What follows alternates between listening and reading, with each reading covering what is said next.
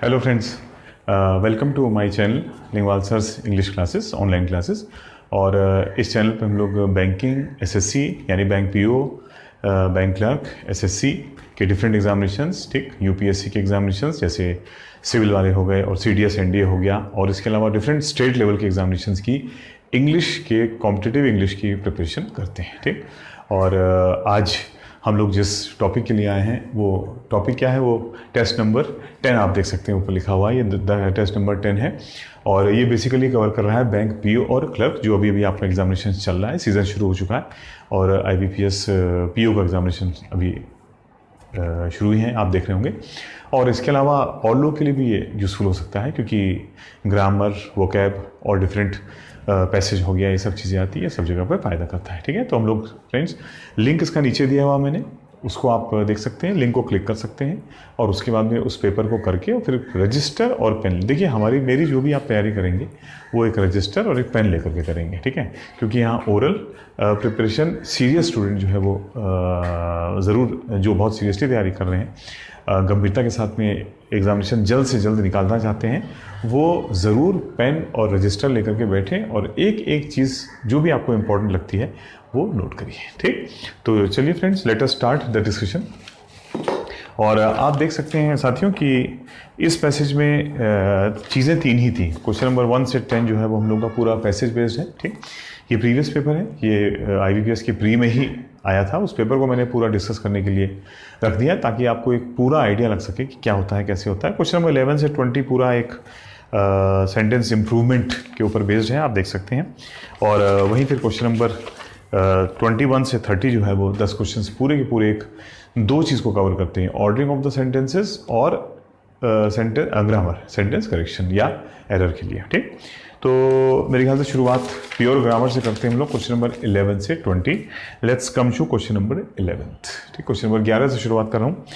याद रखिएगा साथियों, किसी भी ब्लॉक का जो पहले 2 क्वेश्चन होते हैं वो जनरली टफ होते हैं, ठीक। तो कोशिश करा करिए 3rd, 4th, 5th क्वेश्चन पहले करेंगे, यानी एक ब्लॉक है अगर 11 से 15 का सपोज करेक्शन का, तो आपकी कोशिश होगी कि 11-12 क्वेश्चन को लास्ट में करके पहले 13, 14, 15 को ट्राई करिए, करके देखिएगा, ठीक। अगर फ़ायदा होता है तो ठीक है। छोटे क्वेश्चंस को, जिनमें आपको लगता है कि आप जल्दी पकड़ सकते हैं, उन क्वेश्चंस को पहले करिए और लंबे क्वेश्चंस को बाद में करिए। जैसे यहाँ क्वेश्चन नंबर 11 है, ठीक, ये थोड़ा सा बहुत ही लेंथी आप देख सकते हैं, ठीक। क्वेश्चन नंबर 12 देखिए, एक ही लाइन में खत्म हो गया। हालांकि मैं आपको 11 से 20 पूरा ही बताऊंगा, लेकिन वैसे बता रहा हूँ। चलिए 11 से शुरू करते हैं। मैंने आपको हमेशा बताया है साथियों, और याद रखिएगा आगे के लिए भी, कि भाई सब्जेक्ट और वर्ब, सबसे इंपॉर्टेंट चीज़ किसी भी क्वेश्चन में क्या होती है, सब्जेक्ट प्लस उसका वर्ब, ठीक। हेल्पिंग वर्ब, मेन वर्ब, सब कुछ, इन चीज़ों के ऊपर ध्यान देना अति आवश्यक है, ठीक। तो क्वेश्चन को पकड़ते हैं साथियों, सब्जेक्ट वर्ब से। एवरी ओपन हाउस, ये क्वेश्चन एक्चुअली है, इसमें कह रहा है कि कैन रिप्लेस, ठीक है। तो नॉर्मल जो रिप्लेसमेंट होता है, 3 रिप्लेसमेंट दे रखे हैं, ए बी सी, और कह रहा है कि भाई ए खाली बी खाली सी, या ए बी या बी सी और ए सी, या तीनों, ठीक, अलग अलग ऑप्शन हैं। Every open house, question 11, every open house, ये हमारा सब्जेक्ट है। अच्छा, फिर उसके बाद में एक नया सब्जेक्ट वर्ब आ गया, वी हेल्ड, सेंटेंस पास में चला गया, सिंस 2013, ठीक। अभी ग्रामर के ऊपर ध्यान नहीं देना है, क्योंकि वरना इस पे हैज़ या हैव आना चाहिए था, लेकिन जैसा एग्जामिनेशन में आया वैसे ही मैंने दिया, आपको याद रखिएगा, ठीक। मेरा अपना बनाया क्वेश्चन नहीं है, ये प्रीवियस पेपर का क्वेश्चन है। We held every open house, which होना चाहिए था वी हेल्ड सिंस 2013, और एवरी ओपन हाउस का वर्ब ये आया, रीअफर्म्ड। क्योंकि फ्रेंड्स ये टेस्ट का डिस्कशन है, ये बेसिक्स या कॉन्सेप्ट्स बेस सेशन नहीं है, इसलिए मैं बेसिक कॉन्सेप्ट को आपको केवल एक बार बस मेंशन कर दूंगा, और ये मान के चलूँगा कि आपको बेसिक कॉन्सेप्ट आते हैं, तभी आप टेस्ट को डिस्कस कर रहे हो। वो कॉन्सेप्ट जो मेरे बताने वाले हैं मैं ज़रूर बताता चलूँगा, ठीक। और जो मैं बता चल रहा हूँ, आप चाहें तो इस पूरे टेस्ट को दोबारा तिबारा देख सकते हैं, आपको बहुत सारे ग्रामेटिकल चीज़ें नई नई जानने को मिलती रहेंगी, ठीक। तो एवरी ओपन हाउस हमारा सब्जेक्ट था, जिसके बाद में एक नया सेंटेंस आ गया था, कनेक्टर गायब करके, विच होना चाहिए था, विच या दैट, वी हेल्ड, ये नया सब्जेक्ट वर्ब था, सब्जेक्ट नंबर 2, ठीक। अभी सब्जेक्ट 1 का वर्ब नहीं आया था। वी हेल्ड, कायदे में हैव हेल्ड होना चाहिए, वी हैव हेल्ड सिंस 2013, और ये जो रीअफर्म्ड आया है, ये हमारे एवरी ओपन हाउस का वर्ब है, ठीक। रीअफर्म्ड आवर फेथ, बिलीफ, इसने हमारे बिलीफ को रीअफर्म यानी और मजबूत कर दिया, ठीक। दैट की, मजबूत कर दिया इसने हमारे विश्वास को, दृढ़ कर दिया। दैट की, टेम्पररी सब्जेक्ट देयर, ठीक। वर्ब इज सिंगुलर है यानी आने वाला मेन सब्जेक्ट सिंगुलर होगा। ए नीड मेन सब्जेक्ट लिखते आइएगा, ठीक है। There is a need for human intervention, ठीक। इंटरवेंशन का मतलब हो गया कि हस्तक्षेप, ठीक।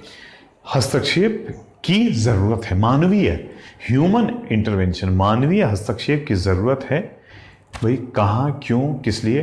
टू रिटेन, देखिए इन्फिनेटिव आ रहा है हमेशा, जनरली वाई को आंसर करता है, वाई और फ्यूचर, ठीक। मानवीय हस्तक्षेप की आवश्यकता है to retain its trust and credibility. मानवीय हस्तक्षेप की जरूरत है टू रिटेन, मेंटेन, बनाए रखने के लिए इट्स ट्रस्ट, इसका विश्वास, और क्रेडिबिलिटी, विश्वसनीयता। एक ही चीज़ है करीब करीब, विश्वास और विश्वसनीयता एक ही चीज़ होगी। हालांकि ट्रस्ट का मतलब यहाँ पे आस्था से भी हम ले सकते हैं, ठीक। आस्था और विश्वसनीयता। ओवर द एज ऑफ, ये भी अंडरलाइन किया हुआ है, over the age of anonymous communication. ये थोड़ा और लग रहा है, एनोनिमस कम्युनिकेशन यानी अज्ञात बातचीत या कम्युनिकेशन के युग के ऊपर। एज का मतलब यहाँ पे युग है, युग के ऊपर। ओवर द एज ऑफ, ये बताइए, कॉमन सेंस लगाइए, युग के ऊपर के या के युग में, ठीक। एनोनिमस कम्युनिकेशन के युग के ऊपर या एनोनिमस कम्युनिकेशन के युग में, ठीक। तो बड़ा क्लियर है कि यहाँ पे ओवर द एज की बजाय के युग में, हम लोग फ्रेज ही यही होता है, ठीक। तो फ्रेज होता है actually in the age of, ठीक। इन द एज ऑफ क्या फ्रेज होता है?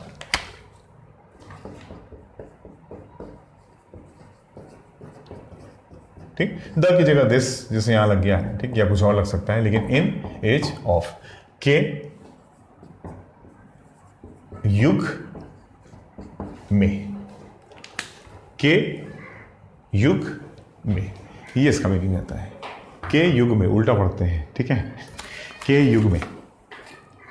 तो एक चीज़ साथी होगी कि इसमें इन द एज ऑफ होना चाहिए था, और इन द एज ऑफ हमारे आंसर नंबर, ठीक, ए में आ रहा है।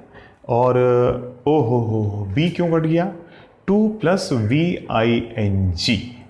चला गया, 2+V 1 होता है, बी कट गया, यानी बी वाले सारे ऑप्शंस चले गए। तो ऑप्शन नंबर 3, 4 और 5, 3 चला गया, उसमें बी आ रहा है, 4 चला गया, उसमें बी आ रहा है, और 5 नंबर कहता है करेक्शन की ज़रूरत ही नहीं है, ठीक।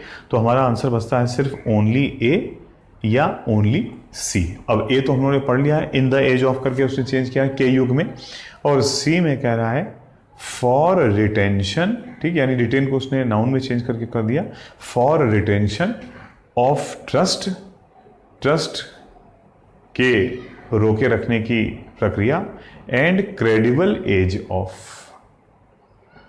पता नहीं ये इसका कोई सेंस ही निकल के आ रहा है, ठीक।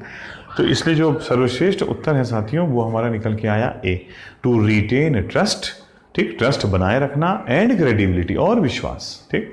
मैंने आपको बताया था ट्रस्ट, आस्था और विश्वसनीयता बनाए रखना in this age of anonymous communication, जहाँ कम्युनिकेशन अज्ञात है, जहाँ कम्युनिकेशन हमारा किससे हो रहा है, क्या हो रहा है हमको नहीं पता, वहाँ ट्रस्ट बनाए रखना आवश्यक है। पूरे सेंटेंस का मैं मीनिंग नहीं बताऊंगा क्योंकि ऑलरेडी, ठीक, लगभग, ठीक, 8 मिनट हो चुके हैं। आइए क्वेश्चन नंबर, तो हमारा आंसर आ गया साथियों ओनली ए इज करेक्ट यानी 1। क्वेश्चन नंबर 12 पे आते हैं, ठीक, और जरा इसमें सब्जेक्ट वर्ब को अंडरलाइन करें फटाफट।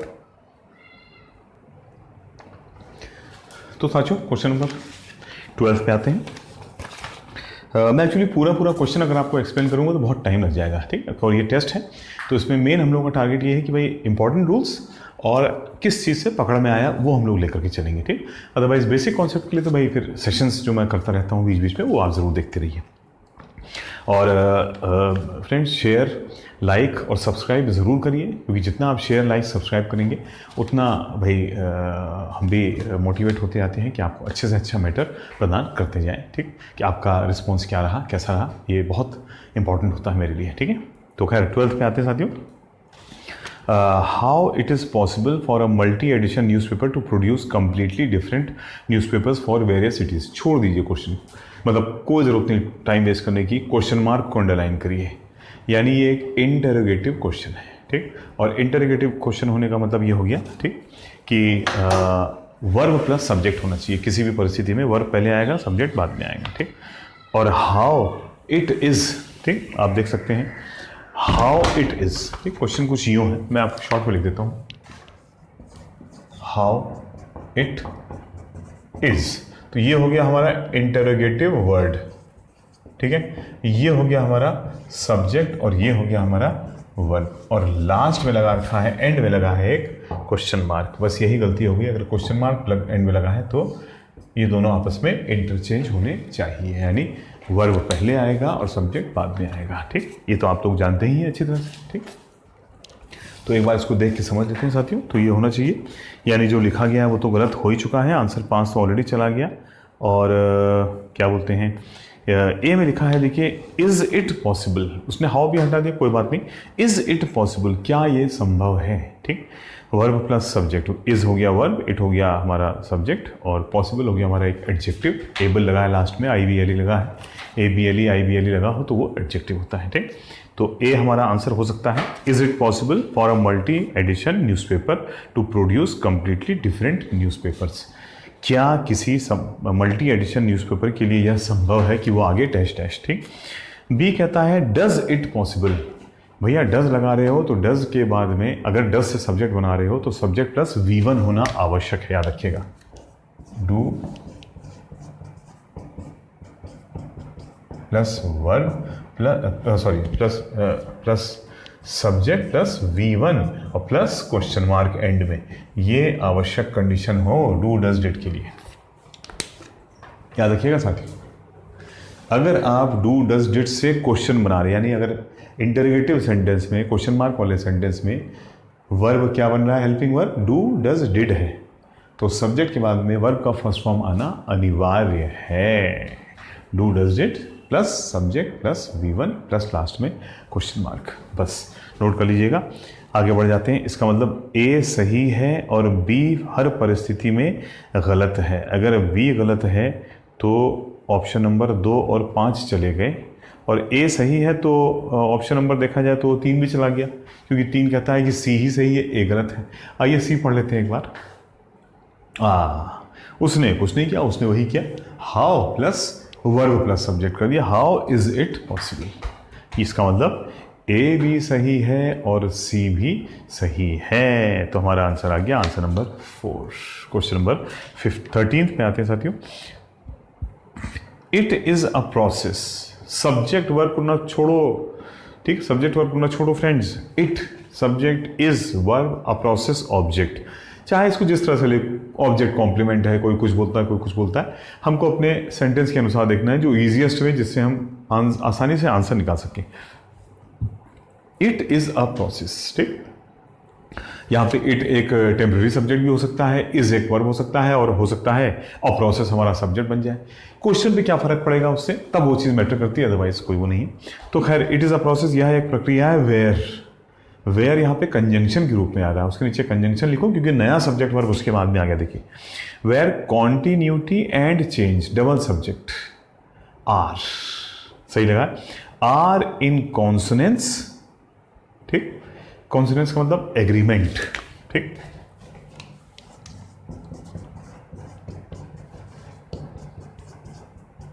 सहमति, एडजस्टमेंट ना,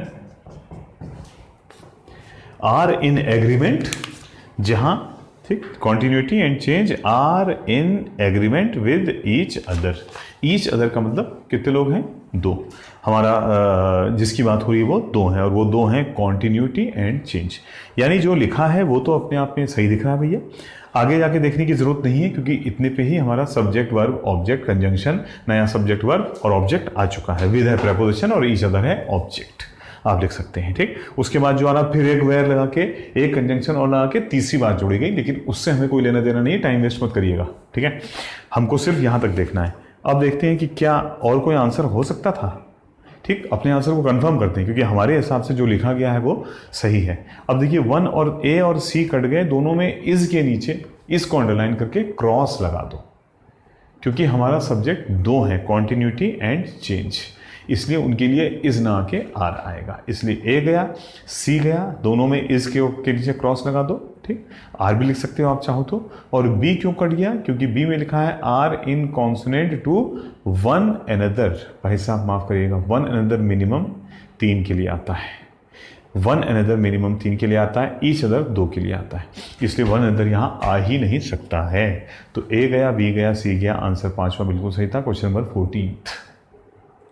ठीक है, विद सीधे प्रपोजिशन से शुरू हुआ है, के साथ ही। ठीक, with cyber space giving an opportunity. ओ, साइबर गिविंग हमारा जीरेंड हो गया, साइबर स्पेस का देना, एन अपॉर्चुनिटी एक अवसर, साइबर स्पेस के एक अवसर देने, विद के साथ ही, ये मतलब निकलना इसका, के साथ ही किसको, अच्छा आगे लिखा भी किसको अवसर दिया जा रहा है, to many to express themselves, कई लोगों को अवसर दिया जा रहा है अपने आप को एक्सप्रेस करने का साइबर स्पेस के द्वारा, के साथ ही the question that remains unanswered है। ठीक, वह प्रश्न जो अभी जिसका उत्तर अभी नहीं मिला है। साथियों एक टेक्निकल गलती इसमें यह हो रही है कि अगर आपका सेंटेंस विद से शुरू हो रहा है, देखिए ये सब देखिए प्रैक्टिकल रूल्स हैं, किताबों में नहीं मिलेंगे। ठीक, ये केवल मेरे बनाए हुए प्रैक्टिकल रूल्स हैं जो आपको सीधे यहाँ पे मिलेंगे, है ना। जो किताब जो मेरा होगा मैं बता दूंगा आपको, भाई इसको नोट कर लो क्योंकि ये आपको थ्योरी में नहीं मिलेगा। ठीक, ये वो रूल्स हैं जो 20-22 साल के अनुभव के निचोड़ के रूप में आपको प्रदान कर रहा हूँ। ठीक, अगर विद जो है वो डबल प्लस और डबल माइनस सेंटेंस को लिंक करता है। ठीक, मैं डिटेल में नहीं आऊँगा क्योंकि ये बेसिक क्लास नहीं है, बस आप याद रखिएगा अगर कोई सेंटेंस विद से शुरू हो रहा है और उसमें एक पूरा एक क्लॉज आ रहा है, यानी एक पूरा क्लॉज आ रहा है या एक पूरा एक अब मैं टेक्निकल चला जाऊँ, सब्जेक्ट कॉम्प्लीमेंट ऑब्जेक्ट कॉम्प्लीमेंट आ रहा है, मैं उस पर नहीं जाना चाहता हूँ। विद के साथ में अगर एक पूरा एक लंबा सा एक इन्फॉर्मेशन आ जा रही है, अगर फर्स्ट वाली इन्फॉर्मेशन पॉजिटिव है तो जो कॉमा के बाद में सेकंड इन्फॉर्मेशन है वो भी पॉजिटिव होगी, अगर पहली इन्फॉर्मेशन नेगेटिव है तो सेकंड भी नेगेटिव होगी। ठीक, और यहाँ पे ये बेसिक गलती होगी साथियों। ठीक, क्या गलती होगी कि विद के साथ में आप अंडरलाइन करेंगे गिविंग एन अपॉर्चुनिटी, अवसर प्रदान किया गया। भैया पहला पार्ट पूरी तरह से पॉजिटिव है, to many to express themselves, कई लोगों को व्यक्त करने का अवसर दिया गया, और सेकंड पार्ट में लिखा है, लो भैया जो मैंने कहा था ना, क्वेश्चन दैट रिमेन्स अनआंसर्ड, लेकिन प्रश्न का उत्तर नहीं मिला, लेकिन देखिए मैंने यूज़ किया तो बड़ा क्लियर है। यहाँ पे एक कंजंक्शन आएगा जो दो रिवर्स सेंटेंस को लिंक करेगा। क्या आपने अपॉर्चुनिटी और एक्सप्रेस देमसेल्व के नीचे प्लस लगाया, अब आप रिमेन्स अनआंसर्ड के नीचे माइनस लगा दीजिए, यानी यहाँ पे पहला सेंटेंस प्लस और दूसरा सेंटेंस माइनस है। तो हमको वह कंजंक्शन चाहिए या वह एक कनेक्टर चाहिए जो प्लस माइनस को लिंक करेगा। तो ओह, एज का मतलब होता है क्योंकि, because, double plus double minus, एज में वही काम करता है, डबल प्लस और डबल माइनस। ठीक, तो ये भी कट गया। बी, वाइल और ऑल दो, दोनों प्लस माइनस को लिंक करते हैं। देखिए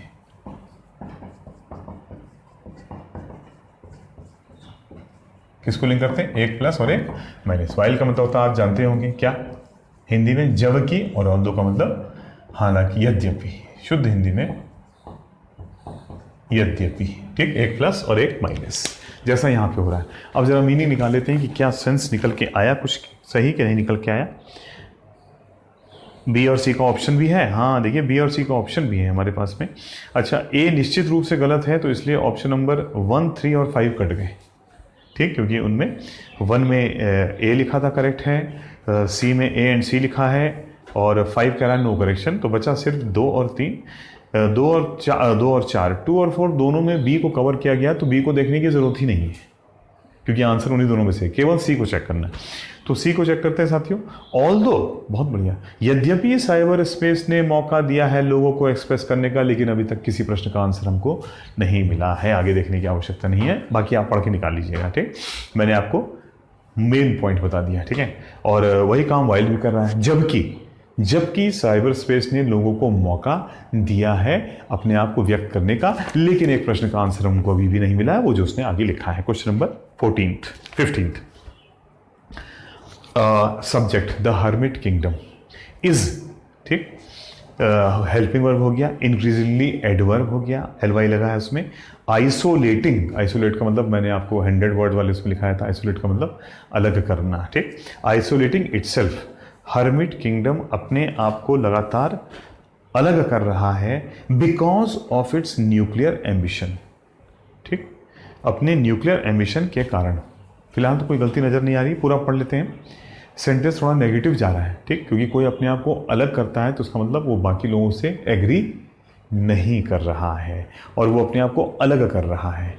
और बिकॉज ऑफ लगा है तो क्लियर है दूसरा पार्ट भी नेगेटिव होगा। देखते हैं, because of its nuclear ambition, इसके न्यूक्लियर महत्वाकांक्षाएं हैं, इसकी नाभिकीय महत्वाकांक्षाएं हैं, दैट थ्रेटन्स इट्स महत्वाकांक्षा है जो धमकी देती है, धमकाती है, इट्स नेबरहुड, जो एक खतरा है इसके नेबरहुड, आसपास की जगहों के लिए, and the world at large. World at large का मतलब आता है, ठीक, यहाँ पे एट लार्ज का मतलब हो गया कुल मिला के, ठीक, एट लार्ज के कई मतलब होते हैं, वर्ल्ड एट लार्ज जनरली या सामान्यतः, ठीक है ना, इसका मीनिंग हो गया सामान्यतः। तो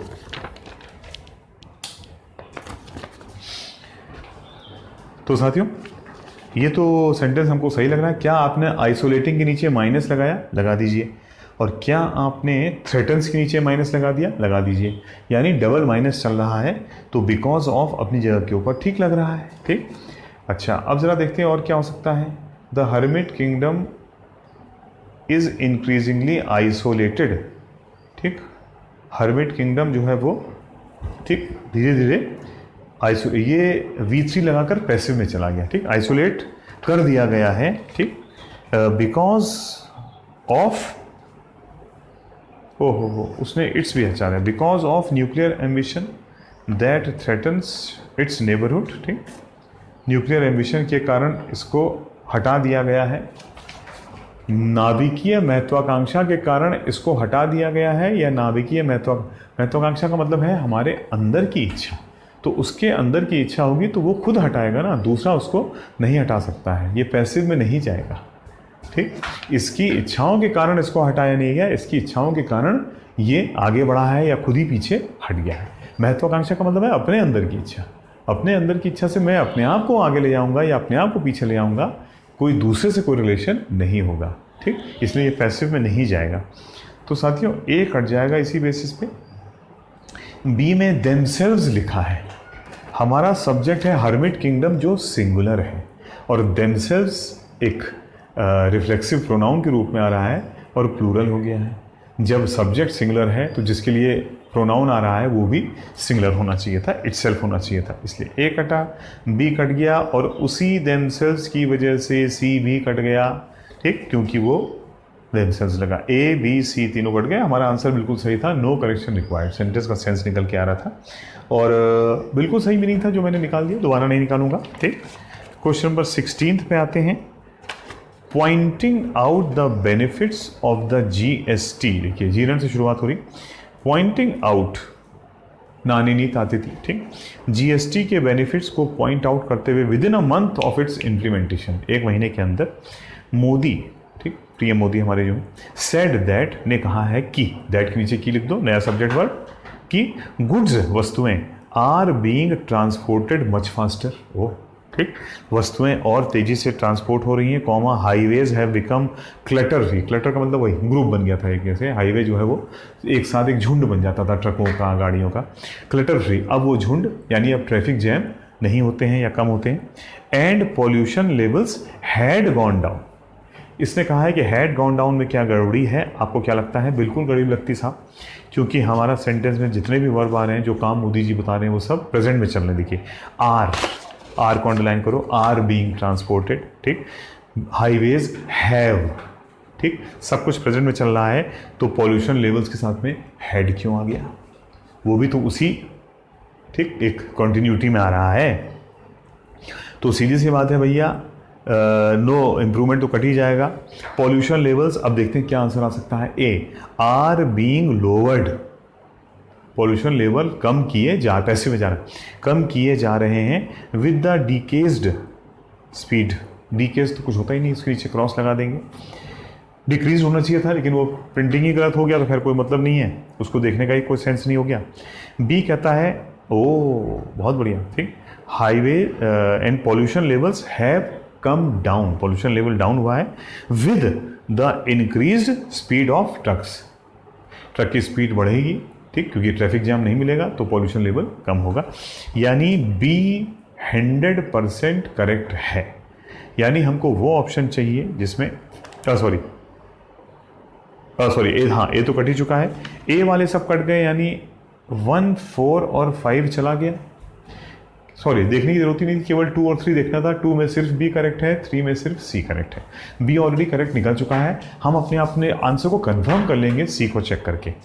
सी कहता है pollution levels have been lowered, कम कराए गए हैं, हो सकता है because of decreasing speed of trucks, उल्टा हो गया, because of decreasing, pollution level कम हो गया है, ये पॉजिटिव स्टेटमेंट है, और ट्रक की स्पीड कम हो गई है, ये नेगेटिव स्टेटमेंट है। और बीच में लगा है बिकॉज ऑफ डबल प्लस या डबल माइनस को जोड़ेगा भैया विद और एज की तरह, ठीक, यहीं पे आप क्या लिख सकते हैं,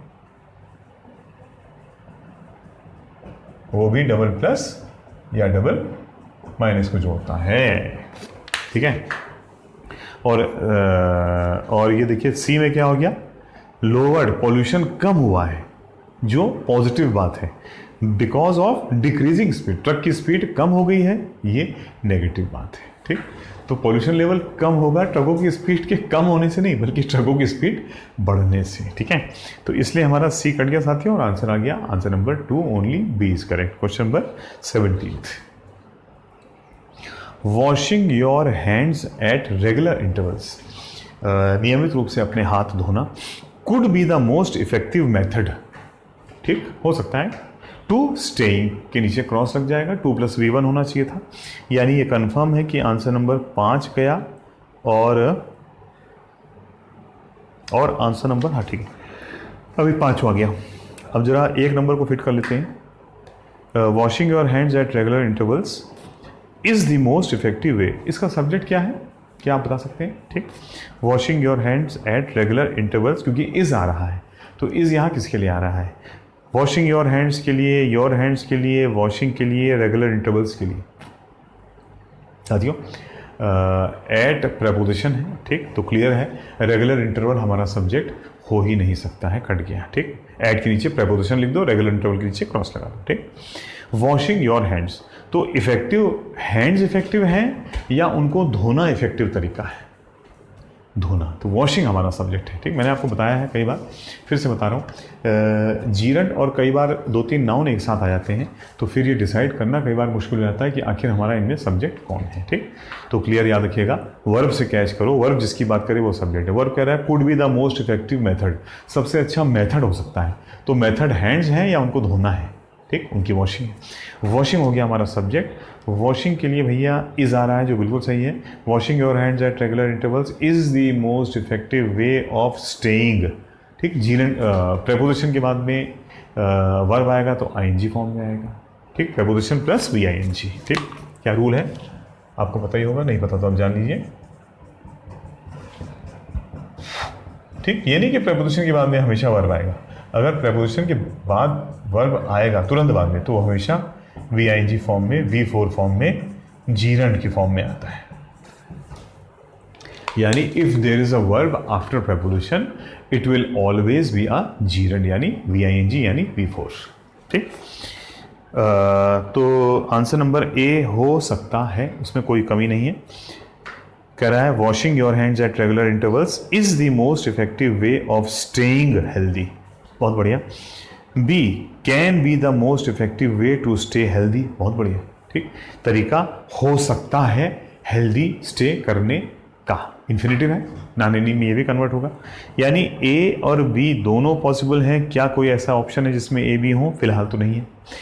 आइए सी भी देख लेते हैं, तो आंसर 4 लगा देंगे। सी कहता है has the effective effect, effective effect, effective और इफेक्ट दोनों को अंडरलाइन करके नीचे लिखोगे रिडंडेंसी। क्या गलती होगी इसमें? इफेक्टिव और फिर उसने यूज कर लिया इसी के लिए इफेक्ट। वाह भाई, ये एडजेक्टिव है और ये उसी का नाउन फॉर्म है। ठीक, इसको बोलते हैं हम लोग क्या, दिख रहा है? रिडन, साथियों, रिडंडेंसी यानी अनावश्यकता, दोहराव। ठीक है, REDUN।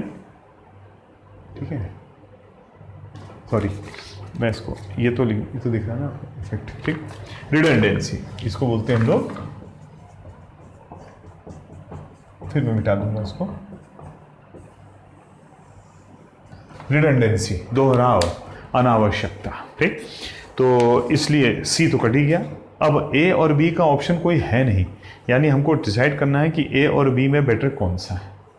तो अब आप बताइए, इस समय हम लोग का कोरोना काल भी चल रहा है, तो क्या रेगुलर इंटरवल्स पे washing your hands is the most effective way या can be the most effective way? क्या ये सबसे अच्छा तरीका है या ये सबसे अच्छा तरीका हो सकता है? अरे भैया, ठीक, आज की पोजीशन को देखते हुए यही सबसे अच्छा तरीका है। ठीक है, तो आंसर आ गया A, 1। Only A is correct. ठीक, ओनली इज करेक्ट वाला ऑप्शन है ऑप्शन नंबर 1। ठीक है, 18th पे आते हैं साथियों, यारो। Question number 18th, quite a few research institutes are growing in free India. Meaning तो क्लियर है। सब्जेक्ट है हमारा, देखिए, सब डिटर्मिनर, एडजेक्टिव, एडजेक्टिव सब मिला के हमारा सब्जेक्ट निकल के आया institutes. Quite a few, quite adverb के रूप में आ रहा। अ फ्यू हमारा जो है वो एडजेक्टिव है ही है, और डिटर्मिनर भी कह सकते हैं उसको हम लोग, प्री डिटर्मिनर या डिटर्मिनर। और रिसर्च इंस्टीट्यूट्स पूरा अपने आप में एक नाउन कह सकते हैं हम लोग। और बहरहाल रिसर्च को भी हम एडजेक्टिव मान सकते हैं, तो या क्या बोलते हैं, complement to adjective, complement to noun, subject complement हो गया। ठीक, लेकिन आप ये मान के चलिए रिसर्च इंस्टीट्यूट्स पूरा एक सब्जेक्ट हो गया। अ फ्यू जो है उसके पहले एडजेक्टिव हो गया, और क्वाइट जो है वो उसके पहले एडवर्ब हो गया, जो एडजेक्टिव की वैल्यू को और बढ़ा रहा है। ठीक, एडवर्ब ऑफ, ठीक, डिग्री है, उसकी डिग्री को इंक्रीज कर रहा है। To quite a few research institutes are growing in free India, free India में ग्रो कर रहे हैं। ठीक, bearing the names of scientists. Bear का मतलब है, बियर का एक मतलब ये भी होता है कि लेकर चलना। ठीक, bearing the name of scientist, और साइंटिस्टों के नाम को लेकर के चल रहे हैं। Winning recognition of western countries, western countries जो भी आगे लिखा है। ठीक, अब देखते हैं। ओ हो, ए तो कट गया। Has grown, subject institutes plural है, हैज़ कट गया, सिंगुलर है। ठीक, ओए होए, बी में लफड़ा हो गया साहब। ग्रोन अप, ग्रो का मतलब है विकसित होना, और ग्रो अप का मतलब है बड़ा होना। ठीक, हाँ साथियों, हाँ,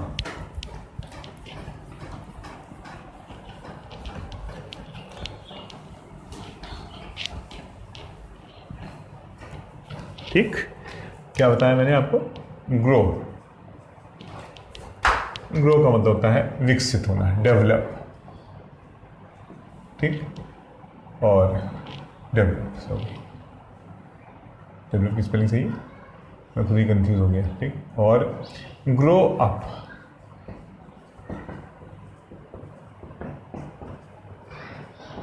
बड़ा होना। ठीक, बड़ा होना। ठीक, बड़ा होना मतलब ग्रो अप, मैच्योर होना। ठीक, उम्र बढ़ना। ठीक है, तो बड़ा क्लियर है साथियों कि यहाँ पे बी में ग्रो अप के नीचे लिखो बड़ा होना, और साथियों वो देखो सी में भी वही हो गया, ग्रीव अप, यानी ये भी बड़े होने की बात कर रहा है। ए गया, बी गया, सी गया, आंसर आ गया, answer number 5, no correction required, क्योंकि क्वेश्चन सही था। ठीक, south east Asia, answer 5, south east Asian countries today are far more integrated than they have ever been in the modern history of the region. ठीक है, मूल sense पे आते हैं, कह रहा है, जो पॉजिटिव बात कह रहा है, south Asian countries today are far more integrated. South east के जो देश हैं वो ज़्यादा इंटीग्रेटेड, यानी वन, जुड़े हुए हैं। ठीक, बॉन्ड है उनमें। Than they have ever been in the modern history, इतिहास में अभी तक वो जितना रहे हैं उसके मुकाबले में, ठीक, क्या बोलते हैं, ये जो कंट्री हैं ये कभी भी इतने जुड़े हुए नहीं रहे। बट का मतलब प्लस माइनस, बट का मीनिंग क्या होता, ये गया, बट का मतलब क्या होता, एक प्लस और एक माइनस। पहला प्लस है तो दूसरा माइनस होगा, पहला माइनस है तो दूसरा प्लस होगा। But ASEAN has some way to go, ठीक, सॉरी, बट आसियान, ठीक, has some way to go. ये भी एक फ्रेज होता है। वे टू गो का मतलब है, सम वे टू गो का मतलब है अभी कुछ वे और है चलने के लिए, यानी अभी दूरी तय करनी बाकी है, ठीक। Before it can call itself a real community, यानी अभी इसको कुछ दूरी तय करनी बाकी है। Before it can call itself, इसके पहले कि ये अपने आप को कहे अ रियल कम्युनिटी, यानी इससे पहले कि अपने आप को एक असली समुदाय कहे, तो इसको भी कुछ दूरी तय करना बाकी, यानी अभी इसका सफ़र लंबा है। तो फिलहाल तो मुझे कोई कमी नज़र नहीं आ रही। अब ज़रा फिट करके देखते हैं, कंफर्म करते हैं अपने आंसर को कि हम सही सोच रहे थे। आंसर 5, दो आसियान है समथिंग टू डू, यद्यपि आसियान को कुछ करना है इसके पहले कि वो अपने आप को एक कम्युनिटी बोले, हो सकता है, बहुत मज़ा तो नहीं आया लेकिन संभव है। As ASEAN has some places to go, क्योंकि आसियान को कुछ जगह जाना है, कोई सेंस नहीं निकल के आया। While ASEAN has to go some other way, ASEAN को किसी दूसरी राह पे चलना है, ठीक। तो भैया जो सबसे अच्छा आंसर है, मुझे लग रहा है कि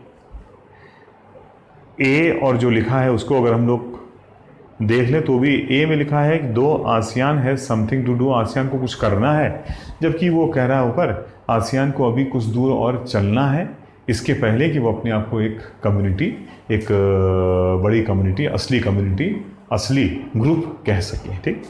तो मुझे तो लगता है भाई सबसे अच्छा आंसर है आंसर नंबर 5, वही मीनिंग दे रहा है। Question number 20, the success of Mithali's squad, ठीक, the success of Mithali's squad has generated fresh interest in the women's game in India, ठीक। मिथाली की जो स्क्वाड है, मिथाली के स्क्वाड की सफलता, ठीक, ने महिलाओं के खेल में फ्रेश इंटरेस्ट, एक नई रुचि जगा दी है लोगों की।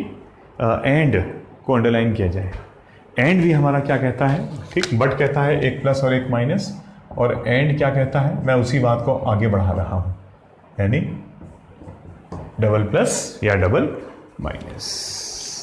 एंड कहता है मैं उसी बात को आगे बढ़ा रहा हूँ, यानी एंड अगर आ गया है तो क्लियर है, ठीक, यहाँ पे उसी बात को आगे बढ़ाया जाएगा। And as various goodies have been dangled, goodies का मतलब हो गया गिफ्ट्स, गुडीज़ का मतलब अच्छी अच्छी चीज़ें। एंड एज वेरियस, और जैसे या क्योंकि बहुत सारे गुडीज़ हैव बीन डेंगल्ड का मतलब लटकाए गए हैं, या समझ लीजिए उनको दिखाए गए हैं, कई सारे गिफ्ट उनको दिखाए गए हैं, दिए गए हैं, ठीक, उनके लिए लाए गए हैं। Many are calling for a female equivalent of the IPL, तो कह रहा कई लोग कह रहे हैं कि भाई हम लोग एक फीमेल IPL भी शुरू कर सकते हैं, ठीक है, फीमेल IPL भी शुरू कर सकते हैं। तो फिलहाल तो ये ठीक लग रहा है, लेकिन और देख लेते हैं हम लोग।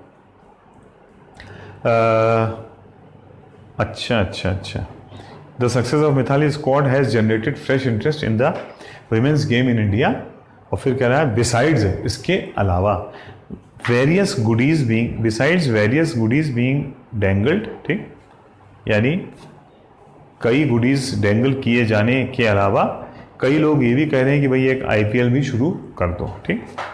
अच्छा, एंड लगा हुआ है और ये एज को, अच्छा, एज को हटा के बिसाइड्स किया गया है, ठीक, ठीक है साहब। एज को भी आप ठीक अंडरलाइन तो मैंने किया ही है, एज भी उसका पार्ट है, एंड नहीं है।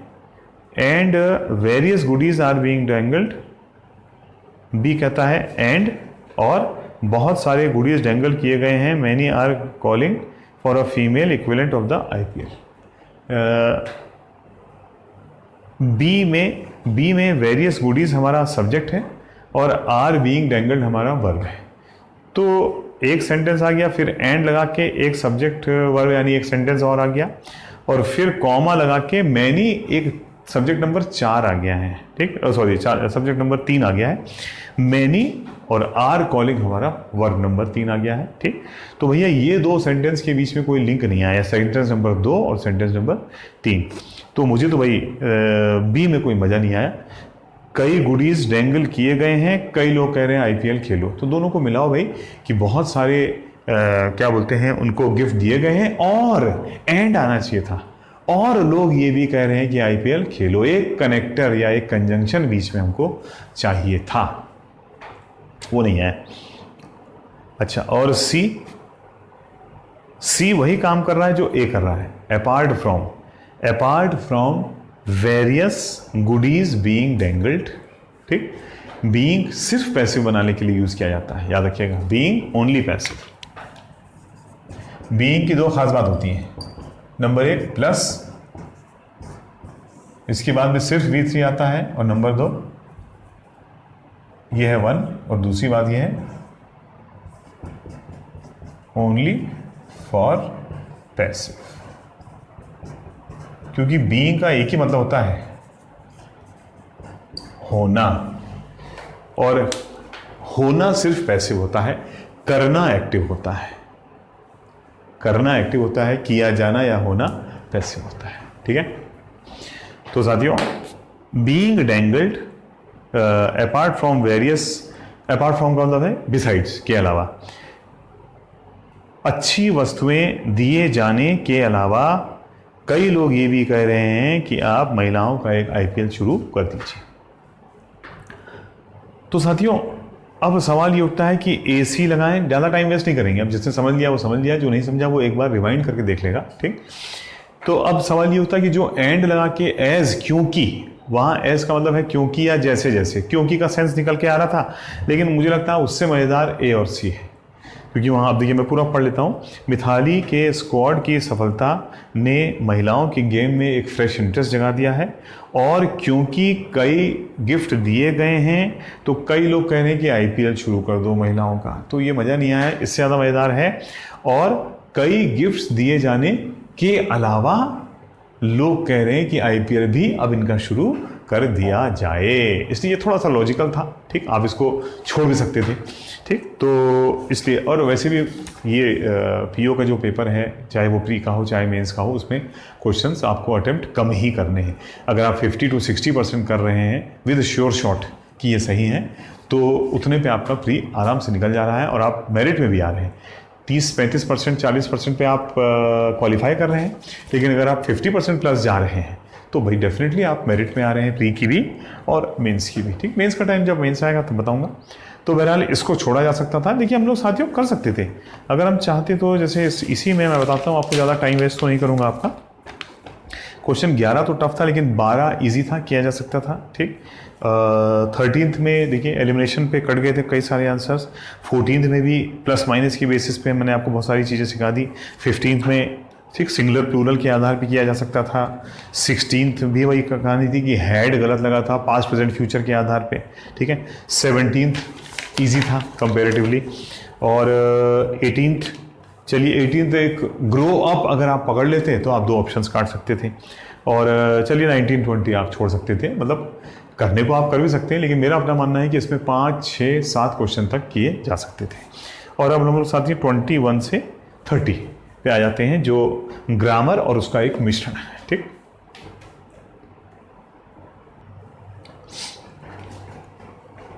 क्वेश्चन नंबर 21 फ्रेंड्स, देखिए इस बार इसमें क्या करना है, इन्होंने लिखा है। क्वेश्चन नंबर 21 से देखते हैं हम लोग। Below in each question some sentences are given, find the sentence which is not really contributing to the main theme of the passage. ये जबरदस्ती कंफ्यूजन का है। करा है इनमें से 5 सेंटेंस है, इनमें से 4 एक सीरीज बनाएंगे और 5वां एक्स्ट्रा है, ठीक। और find the odd sentence out and rearrange the remaining sentences to make a coherent paragraph, ठीक। If the given sentence is correct as it is, then choose option number 5। यानी अगर सब कुछ ठीक है तो आंसर 5 है, अदरवाइज 4 ऑप्शन दे रखे हैं, उन्हें बताइए कौन से 4 एक मैच कर रहे हैं, एक सीरीज बना रहे हैं और एक 5वां। अब देखिए ये जबरदस्ती कंफ्यूज कर रही है, ये कहेगी कि पहले आप ये ढूंढो कि इनमें से कौन सा फॉलो नहीं कर रहा है, ये तो बड़ा मुश्किल काम है। उससे बेटर है कि हम लोग लिंक करें कि भैया कौन कौन से इसमें जुड़ रहे हैं। और मैं आपको देखिए तरीका बताता जाऊंगा, आप सीखिए, ठीक। ये तरीका सिर्फ मैं आपको बता सकता हूँ अपने हिसाब से, बेस्ट पॉसिबल तरीके से आप उसको सीखिए और इसी प्रकार से आप आगे सेंटेंसेस करिए, जैसे मैं आपको बता रहा हूँ क्वेश्चन नंबर 21 में, ठीक। काफ़ी मुश्किल काम है ये, सेंटेंस उतना मुश्किल नहीं है, मतलब समझना और समझाना दोनों में थोड़ा सा समझिएगा। कीप वर्ब हो गया, ठीक। ये हमारा पहला सेंटेंस नहीं, हमको पहला पकड़ना है, ए नहीं हो सकता। बी, एडवर्ब से इन जनरल कोई सेंटेंस शुरू नहीं होता है, होते हैं लेकिन रेयरली, यहाँ नॉर्मल सेंटेंस की बात होगी। कीप के नीचे लिखो V1, ठीक, ए में। बी में टाइटली के नीचे लिखो एडवर्ब, ठीक। ये दोनों कट गए क्योंकि कोई सेंटेंस जनरली ना वर्ब से शुरू होता है, ठीक, रेयरली होते हैं, और एडवर्ब से भी ना के बराबर होते हैं। तीसरा हो सकता है क्योंकि हमको चाहिए सब्जेक्ट वर्ब, जिसमें सब्जेक्ट वर्ब आएगा, समझिए वही हमारा पहला सेंटेंस हो सकता है।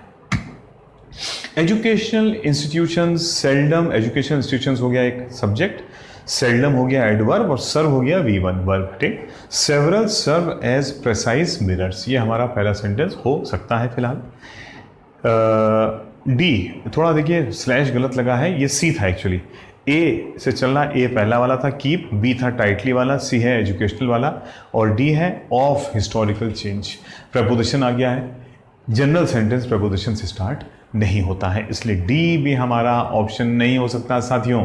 ए कट गया, बी कट गया, डी कट गया और ई, दैट हैव नाइसली प्रिजर्व्ड, जिसने प्रिजर्व किया है, किसने, यानी ये दैट कौन है जिसकी बात हम पहले कर चुके हैं, ठीक है साथियों। तो बड़ा क्लियर है, ठीक, कि हमारा जो पहला सेंटेंस है, ठीक, वो सिर्फ और सिर्फ कौन हो सकता है, सी।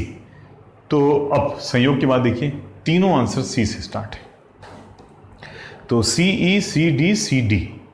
पहले सी ई पढ़ लेते हैं, निकल जाए तो वेल एंड गुड, उससे अच्छा तो कुछ हो ही नहीं सकता है। तो आइए देखते हैं सी में क्या लिखा था, educational institution seldom serve as precise mirrors, और फिर वो कहता है E, that have nicely preserved an empty shell of a special inherited identity. पता नहीं क्या मतलब है, हमको केवल कनेक्टर सब्जेक्ट वर्ब बस लेकर के चलना है। दैट यहाँ पे अगर हम लोग सी से ई को लिंक करेंगे, देखिए, ठीक, तो सी के एंड में आ रहा है प्रेसाइज मिरर्स, प्लूरल नाउन, और ई में दैट आरपी बन गया, रिलेटिव प्रोनाउन बन गया है, क्योंकि उसके ठीक बाद में एक वर्ब आ रहा है। जिस दैट के पहले नाउन और बाद में वर्ब आए वो रिलेटिव प्रोनाउन हुआ, noun plus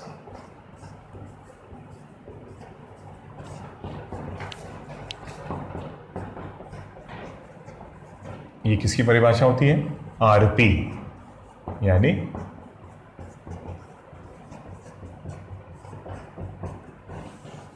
relative pronoun. Who persons के लिए, विच थिंग्स के लिए, और दैट पर्सन और थिंग दोनों के लिए, यानी दैट इसको और इसको दोनों को रिप्लेस कर सकता है, वो हु और विच दोनों के लिए आ सकता है। सीखते जाइए बच्चों, ठीक, शॉर्टकट भी सीखते जाइए। Noun plus who which that plus verb अगर आ रहा है तो ये रिलेटिव प्रोनाउन है जो दो सेंटेंस को आपस में लिंक कर रहा है, और ये जो वर्ब आ रहा है इसका सब्जेक्ट ये है, ये नाउन है, जो पिछले सेंटेंस का सब्जेक्ट ऑब्जेक्ट कुछ भी हो सकता है, लेकिन इस वर्ब के लिए सब्जेक्ट ये बन गया है, न्यू सब्जेक्ट, ठीक, किसके लिए, जिसका वर्ब प्रोनाउन के आरपी के बाद में आ रहा है, ठीक। तो क्या वो दोनों यानी डबल सिंगुलर और डबल प्लूरल, अगर ये सिंगुलर होगा वर्ब नाउन तो वर्ब भी सिंगुलर होगा, और अगर नाउन प्लूरल होगा तो उसका वर्ब भी प्लूरल हो जाएगा, ठीक। तो आइए देखते हैं क्या यहाँ ऐसा हुआ, education institution centre serve as precise mirrors that have, mirrors plural है, दैट के बाद में हैव आ गया, यानी हो सकता है, that have nicely preserved an empty shell of a special inherited identity, CE फिर D, आइडेंटिटी एक नाउन होता है, और फिर वो कह रहा है D, of historical change, noun के बाद में प्रेपोजिशन लगा, फिर एक ऑब्जेक्ट आ गया, ऑफ हिस्टोरिकल चेंज बिकॉज। देखिए सेंटेंस का मीनिंग निकालते जाओगे परेशान हो जाओगे, ग्रामर पकड़ते जाइए, बिकॉज को अंडरलाइन करो मेरे लाल, बिकॉज को अंडरलाइन करो, क्योंकि, क्योंकि के बाद नया सब्जेक्ट वर्ब आता है, याद रखना, बिकॉज एक कंजंक्शन होता है, ठीक, plus new subject plus verb, या सब्जेक्ट वर्ब लिख लो, खत्म, ठीक। बिकॉज के पहले एक सब्जेक्ट वर्ब आएगा, ठीक, ये सेंटेंस 1 हो गया, ठीक, और ये हमारा सब्जेक्ट वर्ब हो गया सेंटेंस 2, और बिकॉज एक कंजंक्शन के रूप में दोनों को जोड़ रहा है। देखिए, यानी एक हमको हिंट मिल गया है, क्योंकि बिकॉज आया है तो भैया कंफर्म है कि हमको सब्जेक्ट और वर्ब दोनों चाहिए कम से कम। पैडागोगिक के लास्ट में आईसी लगा है, ठीक है, तो ये क्लियर है कि ये एडजेक्टिव है, यानी एक सब्जेक्ट आने वाला, एंड एडजेक्टिव, एंड तो दूसरा भी एडजेक्टिव ही होगा, ठीक। और देखिए आ गया पैडागोगिक एंड एडमिनिस्ट्रेटिव रिचुअल्स, रीतियां, ठीक, ये हमारा सब्जेक्ट आ गया। कहाँ है इसका वर्ब? ई, सी कहाँ गया हो, ऑप्शन क्या लगा रहे थे हम, सी ई डी, अच्छा ये डी है, डी, और फिर be tightly under control, verb नहीं आया, ग्रामर पे कट गया, सेंटेंस का मीनिंग निकालने की कोई जरूरत नहीं है, ग्रामर पे कट गया आंसर, ठीक, क्योंकि बिकॉज को अंडरलाइन कर दिया, रिचुअल्स के नीचे सब्जेक्ट लिखा, जब तक वर्ब नहीं आएगा तब तक ये आंसर नहीं माना जा सकता। तो एक हमको हिंट मिला बड़ा अच्छा कि डी के बाद में एक वर्ब होना जरूरी है।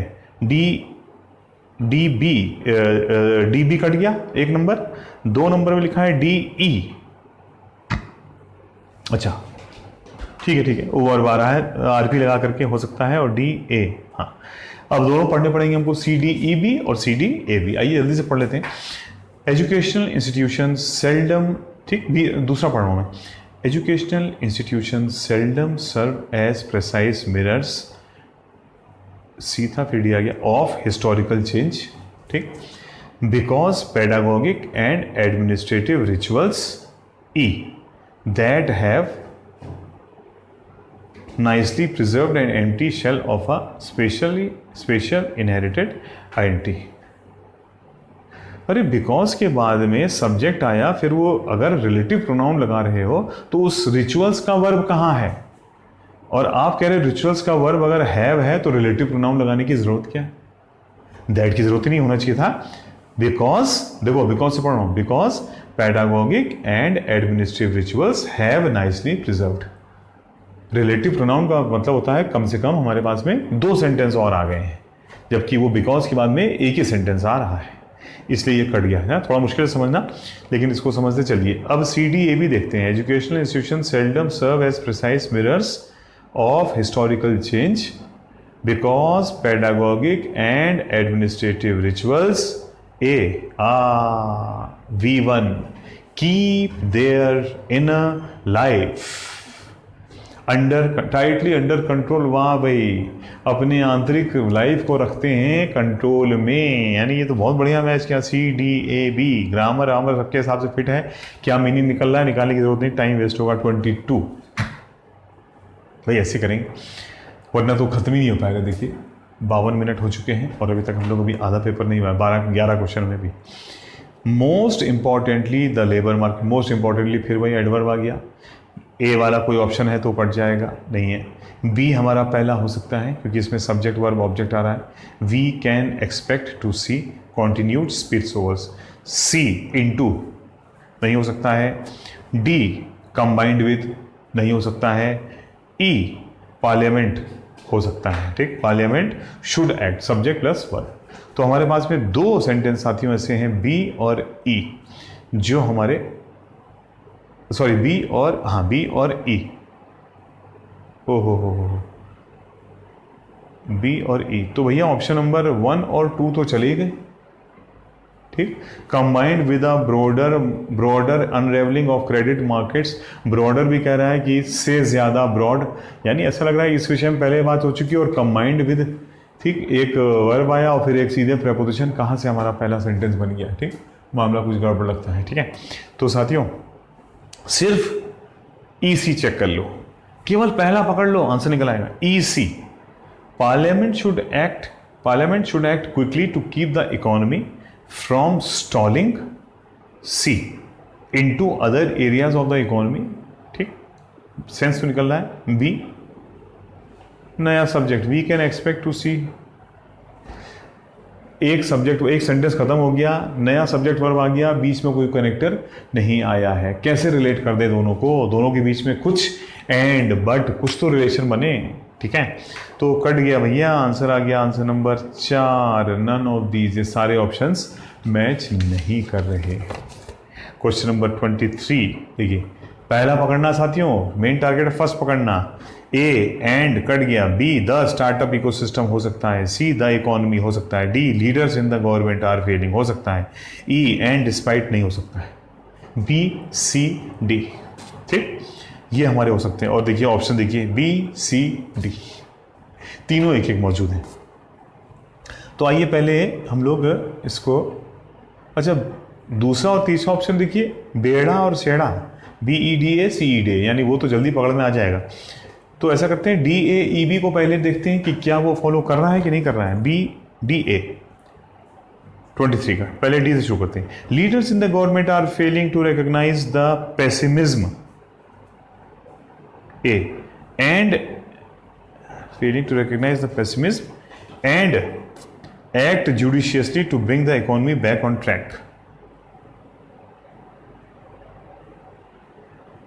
ठीक है, मीनिंग तो निकल रहा भाई, ये लीडर्स जो है वो पेसिमिज्म यानी निराशावाद को समझने में फॉलिंग यानी गिर रहे हैं या नहीं समझ पा रहे हैं, एंड एक्ट जुडिशली, और सही जुडिशियसली का मतलब और बुद्धिमत्ता से काम करने में भी सफल नहीं हो पा रहे हैं, to bring the economy back on track. Back on track का मतलब हो गया वापस ट्रैक पर लाना, back on track.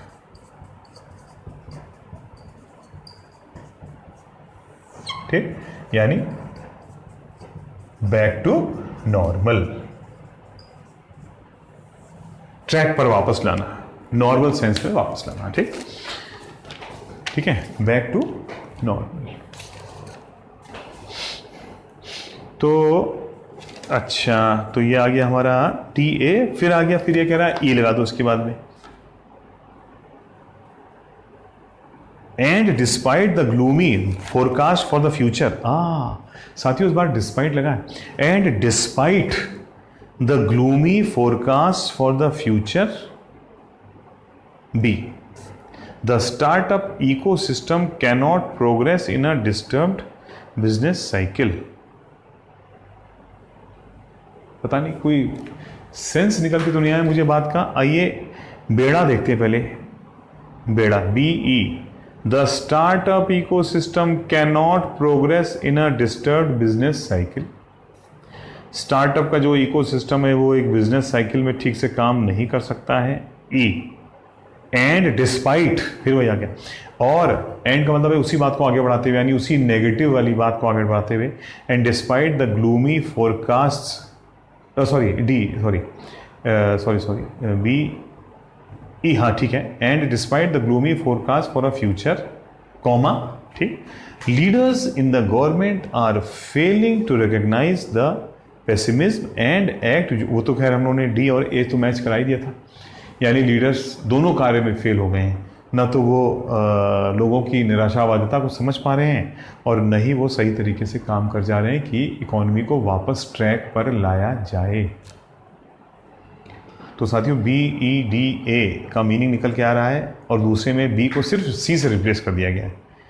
The economy appears to be in a shambles. In shambles का मतलब भी आता है, ठीक,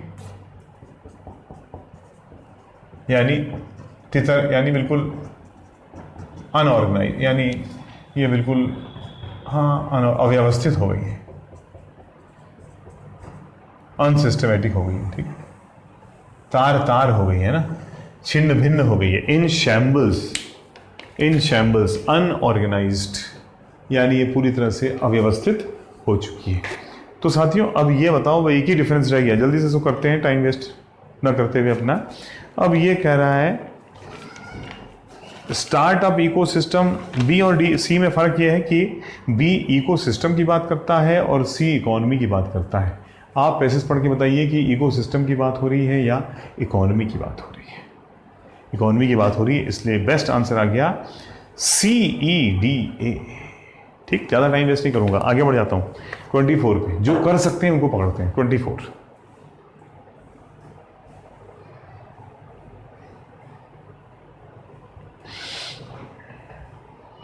even at the risk of reducing an appraisal, even at the risk of का खतरा उठाते हुए भी रिड्यूसिंग एन अप्रेजल, अप्रेजल का मतलब होता है मेजरमेंट व इवैल्यूएशन, ठीक। अप्रेजल का मतलब इवैल्यूएशन, मूल्यांकन।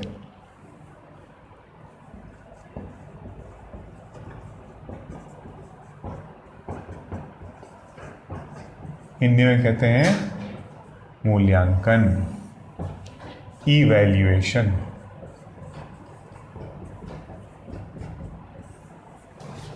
दिखा कौन दिखा? हाँ दिखा। अप्रेजल इज इक्वल टू मूल्यांकन इज इक्वल टू इवैल्यूएशन, ठीक। तो even at the risk of reducing an appraisal, at the risk of का मतलब है खतरा, ठीक। इवन खतरा भी है, रिड्यूसिंग एन अप्रेजल किसी मूल्यांकन को कम करने का खतरा भी है, ठीक। ये पहला चांसेस कम है लेकिन हो सकता है। It strove to make this evident, इस स्ट्राइव का मतलब होता है कोशिश करना, ठीक। इसने प्रयास किया टू मेक दिस एविडेंट, इसे सिद्ध करने का। पता नहीं किसकी बात हो रही, समझ में नहीं आया।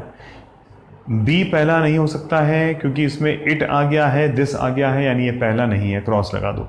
सी पहला नहीं हो सकता है क्योंकि प्रपोजिशन से शुरू हो रहा है, of a great writer such as Ishiguro, Ishiguro जैसा एक महान राइटर का, पता नहीं क्या। To a trite in high school ऐसे, अभी तो मीनिंग नहीं निकला, क्वेश्चन निकल के नहीं आया। और डी कहता है वाइल अनाउंसिंग द नेम, नाम की घोषणा करने के दौरान, हो सकता है ये पहला हमारा। तो अभी तक दो हमारे पहले हो सकते हैं, ए डी, और ई नहीं हो सकता है, दैट केम इट्स वे, जो उसके रास्ते में आया था। किसके? पता नहीं किसके। ए और डी, पहले ए वाले को पढ़ लेते हैं कि निकल आए तो बहुत अच्छी बात है। A, even at the risk of reducing an appraisal C of a great writer, ठीक। एक महान राइटर का मूल्यांकन कम करने का खतरा उठाने के बाद भी, सच एज इशिगुरो, वो भी कैसा राइटर? इशिगुरो जैसा writer. To a trite high school ऐसे, देखिए इसका मीनिंग है, थोड़ा सा मुश्किल है समझाने में, थोड़ी दिक्कत आएगी। मैं ज़्यादा टाइम वेस्ट भी नहीं करना चाह रहा हूँ क्योंकि ये क्वेश्चन वहाँ आप करेंगे नहीं, है ना भाई। आप केवल उन क्वेश्चंस को टाइम देंगे जो आपको कंफर्म है कि मैं कर सकता हूँ, सकती हूँ कम से कम समय में, ठीक। देखिए रिड्यूस्ड टू एक फ्रेज आता है, यानी रिड्यूस्ड टू, यानी हमने किसी चीज़ को क्या कर दिया, किसी की चीज़ की कीमत गिरा दी, डिक्रीज, कीमत गिराना। और तब इसका सेंस देखिए क्या निकल के आ रहा है, even at the risk of reducing an appraisal, A और सीधे सी लिंक करते हैं, of a great writer such as Ishiguro to, ये टू अब आया, टू अ ट्राइट, ट्राइट का मतलब हो गया घिसा बेटा, हाई स्कूल ऐसे। ओ, ये कह रहा है कि इसका सेंस है कि इशिगुरो जैसे महान राइटर के जो मूल्यांकन है उसको हमने हाई स्कूल लेवल के स्तर के एक जीवनी समान गिरा दिया था, उसका लेवल हमने गिरा दिया था। ये बड़ी नेगेटिव बात इसने बोली। और फिर डी बी के बाद में ये कह रहा है ए सी, सॉरी कहाँ गया, हाँ ए सी के बाद में ये कह रहा है A C B, it strove to make this evident that came its way, पता नहीं क्या कह रहा है, कोई सेंस निकल के नहीं आया, मैं टाइम वेस्ट नहीं करना चाहता हूँ, आप पढ़ लीजिएगा एक बार। तो भैया 2 नंबर कट गया, और इसी आधार पे आप देखें तो 3 नंबर भी कट गया, क्योंकि वो भी बी और ई पे एंड कर रहा है, जबकि बी ई का कोई पेयर बन ही नहीं रहा, उसका कोई सेंस ही निकल के नहीं आया। It strove to make this evident that came its way, इसने इसको शुद्ध बना दिया जो उसके रास्ते में। किसके रास्ते में? क्या बचा? सिर्फ D B A C. While announcing the name B, it strove to make this evident AC, even at the risk of reducing an appraisal of a great writer such as Shiguro to a, भाई मुझे तो कोई इसका मतलब निकल के नहीं आया, इसलिए मैं तो आंसर लगाता आंसर नंबर 4, क्योंकि ये तीनों गलत हैं और चौथा कहता है नन ऑफ दीज। 25, क्या इसको हम लोग कर सकते हैं? आइए देखते हैं। बट कभी भी किसी भी सेंटेंस का स्टार्टर नहीं हो सकता है, बट के नीचे क्रॉस लगा दो, ये पहला नहीं हो सकता हमारा। यानी ए वाले सब कट गए, कोई है भी नहीं वैसे। ई और डी वाले हैं, उन्हीं को देखना पड़ेगा। बी में लिखा है टू हेड, सी में लिखा है ऑफ कर्बिंग, सी भी कट गया। डी कहता है टू इरेडिकेट और ई कहता है मेयर लेजिस्लेशन। ई में ही सब्जेक्ट वर्ब आ रहा है। Mayor legislation is not enough, पहले हम लोग ई पकड़ेंगे और ई वाले दो ऑप्शन हैं, ई बी और E D. Mayor legislation is not enough, मात्र कानून विधेयक काफ़ी नहीं है। किस बात के लिए भाई? बी कहता है to eradicate superstition from society, बहुत बढ़िया। समाज, इरेडिकेट का मतलब समूल नष्ट करना, समाज से अंधविश्वास को नष्ट करने के लिए मात्र विधेयक काफ़ी नहीं है। ये तो बहुत बढ़िया मैच कर रहा है भाई, ईडी और ईडी के बाद में एसी। बट लगा के उस बात को रिवर्स किया जाएगा, यानी अब एक पॉजिटिव बात आई है, क्योंकि अभी तक की बात कर रहा था काफ़ी नहीं है। लेकिन laws do have the utility value, लेकिन कानून की अपनी एक उपयोगिता है, ठीक। सी ऑफ कर्बिंग, कर्बिंग का मतलब स्टॉपिंग, रोकना, द प्रिविलेंस, फैलाव, spread of inhuman rituals and practices. वाह, अमानवीय प्रथाओं को फैलाने से रोकने में कानून की अपनी एक भूमिका है। भाई मुझे तो लगता है कि और कुछ देखने की जरूरत नहीं है, हमारा आंसर ई डी ए सी होना चाहिए। अब एक चेंज है ई बी ए सी, उसको भी एक बार पढ़ लेते हैं। केवल बी चेंज है, बाकी ए सी तो सही आ गया। Mere legislation is not enough to heed the line between religious traditions and superstitious practices. ठीक है, कुछ मजा नहीं आया भाई, ठीक, ये कहीं और पहुंच गया, ठीक। ये धर्म और अंधविश्वास के बीच की लाइन को हीड पे ध्यान देने की बात कर रहा था, वो बेटर है, ठीक। तो हमारा आंसर आ गया ई डी ए सी। ये किया जा सकता था एक झटके में। 26 ऑप्शन के हिसाब से सी डी ए तीनों आ रहे हैं, लेकिन देखते हैं। एज द LTTE, जो एक टेररिस्ट ऑर्गेनाइजेशन था एक ज़माने में, ठीक, Liberation Tigers of Tamil Eelam. As the LTTE displace the other Tamilian militia, ठीक, मिलिशिया का मतलब militant groups, and became dominant, और वो डोमिनेंट बन गया, ठीक। ये पहला हो सकता है। बी कट गया, टू इट्स एम्बिशन। सी कहता है the abuse perpetrated by the warring, by लग गया है, ठीक, तो क्लियर है कि ये ऑब्जेक्ट वाला पार्ट हो गया है, ठीक। दे लग गया है, ठीक है, डी में दे लग गया है तो क्लियर है, इसके पहले बात हो चुकी है। और ई में विच दे फेल्ट, तो क्लियर है, ये भी हमारा पहला नहीं हो सकता। हमारा पहला बचता है सिर्फ ए, हमारा पहला हो सकता है, यानी हम आंसर सिर्फ चेक करेंगे नंबर 3, बाकी कोई नहीं हो सकता है। अब ए चेक करके देखते हैं, अगर वो मैच कर गया सही है, वरना 4 लगा देंगे। As the LTTE displaced the other Tamil militia and became dominant. D, they boldly challenged its political choices, बहुत बढ़िया। उन्होंने, वो जब डोमिनेट करने लग गए तो उन्होंने चैलेंज करना शुरू कर दिया, ठीक। Its political choices, ADE।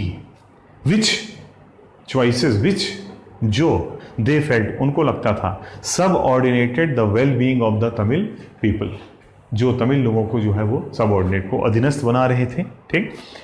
और फिर क्या रहा ये लास्ट में, B, to its ambition of a separate state, which they felt subordinated the well-being of the Tamil people to its ambition of a separate state. ADEB, sense तो दे रहा है भाई, ठीक, पूरा पढ़ के सेंस निकलेगा, काफ़ी टाइम लगेगा, लेकिन ये इसका सही आंसर है। ADEB मैच कर रहा है। और 27 देख लेते हैं साथियों। A are expected, B are in, are के नीचे क्रॉस ए में लगाओ, बी में आर इन के नीचे क्रॉस लगाओ। See the successful outcome of a request made by the Kerala chief minister, पहला हो सकता है। डी हैज़ बीन वाइडली, नहीं हो सकता है, इसके नीचे क्रॉस लगा दो। ऑल्दो, सबसे पहले हम लोग ऑल्दो ही ट्राई करेंगे, यानी ई और सी दो ही हमारे पहले हो सकते हैं, और ऑप्शंस में भी वही दोनों हैं, ई और सी, ठीक। तो ई से शुरू करेंगे साथियों, क्योंकि ऑल्दो जनरली किसी कंजंक्शन का स्टार्टर होता है। ऑल्दो, ठीक, कहाँ गया question number 27। Although traditionalist may argue, traditionalist argue कर सकते हैं दैट, ओ की, दैट के नीचे की लिखो, की नया सब्जेक्ट वर्ब क्या लिखा है मैंने आपको, दैट, कौन सा वाला दैट, अगर दैट की वाला है, अगर दैट की वाला है तो उसके बाद में क्या आता है, न्यू सब्जेक्ट प्लस वर्ब, उसके बाद में नया सब्जेक्ट वर्ब आ जाता है, दैट की प्लस न्यू सब्जेक्ट, ठीक। तो यहां पे दैट आ चुका है,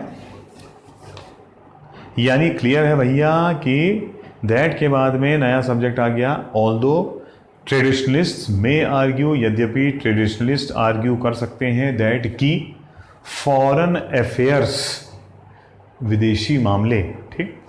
अब ये कहता है ई के बाद में बी और ए, दो ऑप्शंस बचते हैं। फॉरेन अफेयर्स, ए कहता are expected to bring their regional expertise हैं।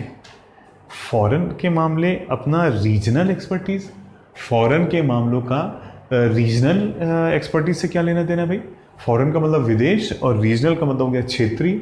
ये दोनों बातों तो एक दूसरे से बिल्कुल ऑपोजिट हो गई साथियों, ठीक। तो अब देखते हैं ई के बाद में ऑप्शन नंबर 1 कहता है बी चेक कर लेते हैं। Although traditionalist may argue that foreign affairs are in the exclusive domain of the union government. हाँ, डोमेन का मतलब उनका क्षेत्र, ठीक। ये तो बहुत बढ़िया। फॉरेन अफेयर्स जो है यानी विदेशी मामले, ठीक, क्या बोलते हैं, आर इन द एक्सक्लूसिव यानी विशेष रूप से गण हैं किसके, यूनियन गवर्नमेंट के। तो ई बी और फिर कहता है सी डी। ऑल्दो लगा है तो दूसरा स्टेटमेंट नेगेटिव होगा यानी सेंट्रल गवर्नमेंट से अलग होगा। वो क्या निकल के आया जरा देखते हैं हम लोग।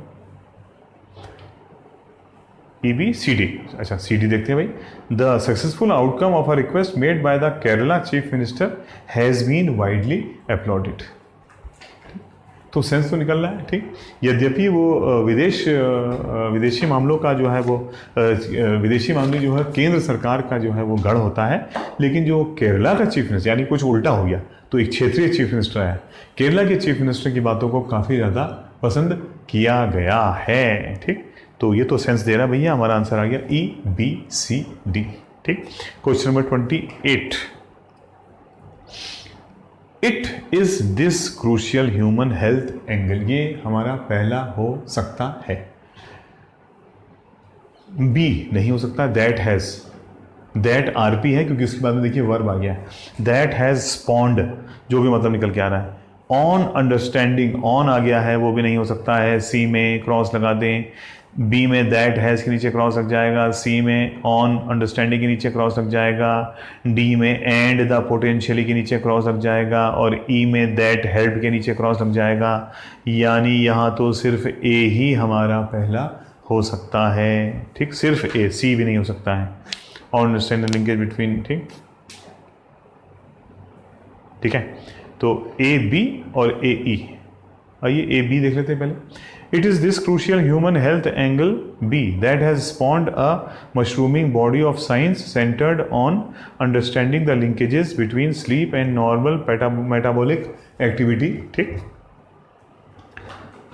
and the potentially deleterious and, ओहो ये क्या भाई, between sleep and normal metabolic activity and the potentially deleterious effect of sleep deprivation that, अरे भैया ये क्या हो रहा है, that फिर and फिर that फिर and, ऐसा कोई सेंटेंस का स्ट्रक्चर नहीं होता है, ठीक है। आप इसमें 28 में that को अंडरलाइन करो जो B के तुरंत बाद में लिखा हुआ है, फिर आप बिटवीन स्लीप एंड नॉर्मल के एंड को अंडरलाइन करो, फिर डी के बाद में जो एंड लिखा है उसको अंडरलाइन करो, और फिर ई में जो दैट लगा है। तो भैया ये कौन सा स्ट्रक्चर है, दैट फिर एक एंड फिर एक दैट फिर एक एंड, ठीक, चला जा रहा है। सॉरी, दैट एंड दैट, ऐसे कोई सेंटेंस नहीं बन सकता। तो ये तो कट ही गया। और ए ई में वही हो रहा है, ए के बाद में ई में दैट, फिर बी में फिर दैट, और सी में फिर एंड, दैट एंड। भैया क्वेश्चन मैं कराना नहीं चाह रहा हूँ लंबा, लेकिन ये सब गड़बड़ है, इसलिए हमारा आंसर आ जाएगा, ठीक,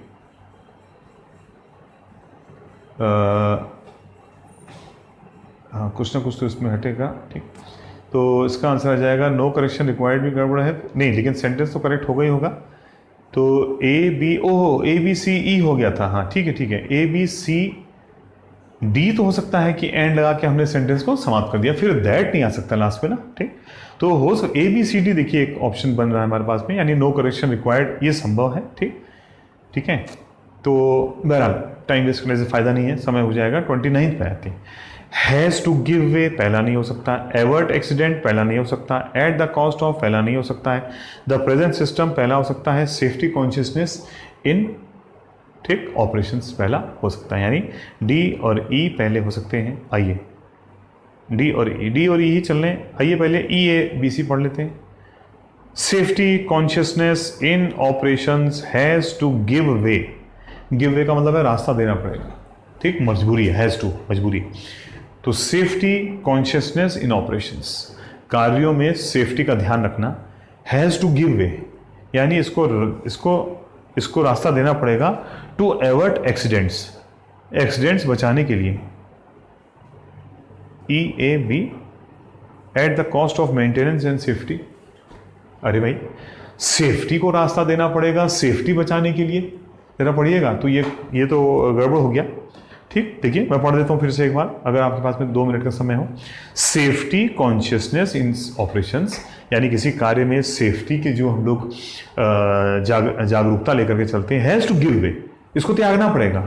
गिव वे का मतलब ये हो गया, ये किसी को चीज़ को रास्ता दे देगी, यानी ये इसको छोड़ना पड़ेगा। टू एवर्ट एक्सीडेंट, एक्सीडेंट बचाने के लिए, वाह भाई, एक्सीडेंट को बचाने के लिए सेफ्टी को ही छोड़ना पड़ेगा। आप समझो ना इस बात को, ठीक। तो ये कट गया भैया, यानी ई से शुरुआत नहीं हो सकती, तो किससे हो सकती है? डी से। The present system of running trains on a congested network. ओ, प्रेजेंट सिस्टम जो हम चला रहे हैं जिसमें हमें हमारा नेटवर्क बहुत कंजेस्टेड है, हैज़ टू गिव वे, बहुत बढ़िया, डी सी, ठीक, sorry, eight the cost of maintenance and safety. सही बात है, हम लोग जो इतना कंजेस्टेड कह रहा सिस्टम चला रहे हैं, किसकी कीमत पर? सेफ्टी की कीमत पर। हमको सेफ्टी की कीमत चुकानी पड़ती है। और फिर से बोल दिया has to give way, A has to give way to avert accidents, इसको छोड़ना पड़ेगा एक्सीडेंट बचाने के लिए। ये तो मीनिंग दे रहा है भैया, D C A B meaning दे रहा है, और डी सी ए ई देखते हैं हम लोग, ठीक। Has to give way to safety consciousness in operations है, इसको छोड़ना पड़ेगा हमको, टू एवर्ट एक्सीडेंट, एक्सीडेंट बचाने के लिए। और ई कह रहा है हैज़ टू गिव वे, इसको छोड़ना पड़ेगा, to safety consciousness in operations. फिर से पढ़ लेते हैं एक बार। D C A, the present system of running trains on a congested network, वर्तमान जो हमारा सिस्टम है जिसमें हम लोग कंजेस्टेड नेटवर्क पे ट्रेन्स को चला रहे हैं, D C, at the cost of maintenance and safety, और किसकी कीमत पर? सेफ्टी और मेंटेनेंस की कीमत पर चला रहे हैं ट्रेनों को कंजेस्टेड सिस्टम में। हैज़ टू गिव वे, इसको त्यागना पड़ेगा, टू एवर्ट एक्सीडेंट्स, बहुत बढ़िया, अगर हमको एक्सीडेंट बचाने हैं। और दूसरा कह रहा है हैज़ टू गिव वे, इसको त्यागना पड़ेगा, to safety consciousness in operations. नहीं भाई, तो मेरे ख्याल से तो answer D C A B निकल के आ रहा है। अगर हमको एक्सीडेंट बचाने हैं तो हमको ये कंजेस्टेड वाला सिस्टम छोड़ना पड़ेगा, हमको सिस्टम को डी कंजेस्ट करना पड़ेगा, ठीक। आंसर आ गया आपका, आंसर नंबर, ठीक है, ये आंसर आ गया हमारा, आंसर नंबर 3rd। और क्वेश्चन नंबर 30 पे आते हैं मेरे यार साथियों, ठीक, थोड़ा टफ है मैं मानता हूँ, ठीक, लेकिन जितना कोशिश कर रहा हूँ जितना आप सीख पाएँ, एटलीस्ट 10 में से 4-5 कर जाएँ तो बहुत अच्छी बात है। अब 1 घंटे में और कितना सिखा सकते हैं, ठीक, 1 घंटे 1.25 घंटे। It is increasingly manifested in their converging interest, their के नीचे क्रॉस लगा दो, ये पहला नहीं हो सकता है, ठीक, कुछ और नहीं मिलेगा तब लगा देंगे, अलग बात है। टू इन्वेस्ट, ये पहला नहीं होगा। टू एंश्योर, ओ हो ये भी नहीं होगा। दैट आर ट्रूली मल्टीलेटरल, पहला नहीं होगा। एंड ऑल्सो फाइनेंशियली, एंड हो, यानी यहाँ तो सभी कट गए, ए के अलावा ए भी कट गया, लेकिन बाकी तो हो ही नहीं सकते हैं। अच्छा, एक चीज़ आपने ध्यान दी, तीनों के एंड में ई आ रहा है, तीनों के एंड में ई आ रहा है, तो जरा रिवर्स चलते हैं। 1 कहता है DE, 2 कहता है CE और 3 भी कहता है CE। आओ जरा देखते हैं क्या हुआ। ठीक, and also financially and environmentally sustainable, ये है हमारा E। आहा, ई के लास्ट में सस्टेनेबल एडजेक्टिव आया है, सस्टेनेबल के नीचे एडजेक्टिव लिखो और डबल एडवर्ब आ गए उसके पहले।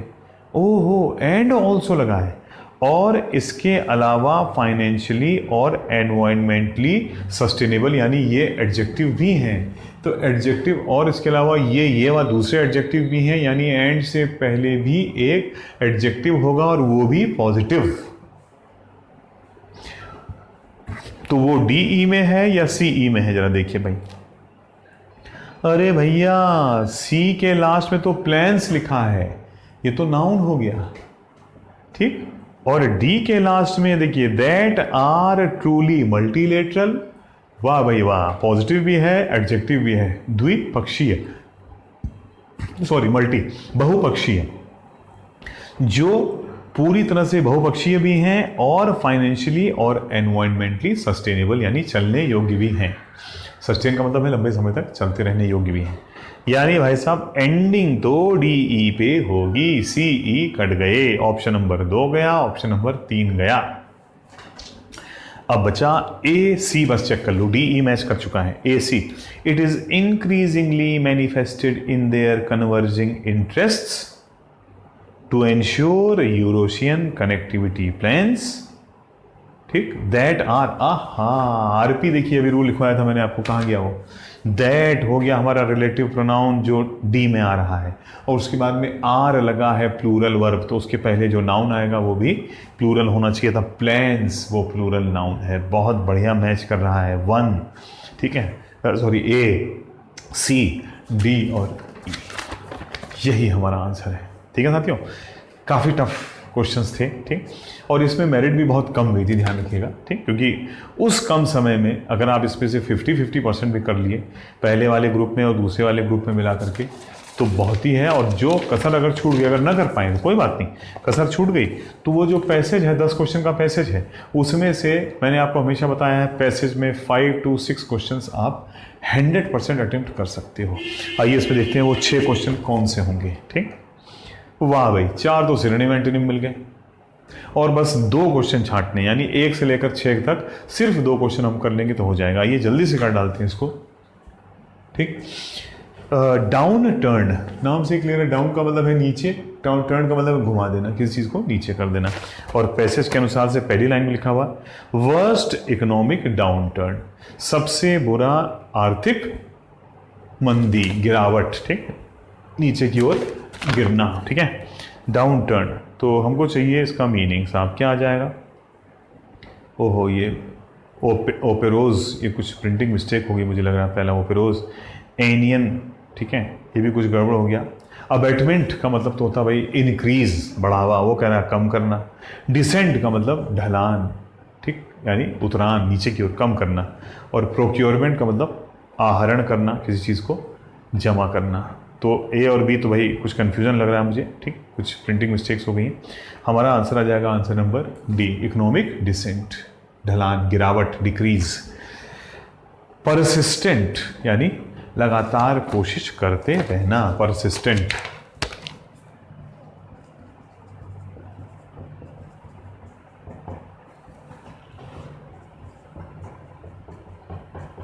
कॉन्टिन्यूअस, सतत प्रयास।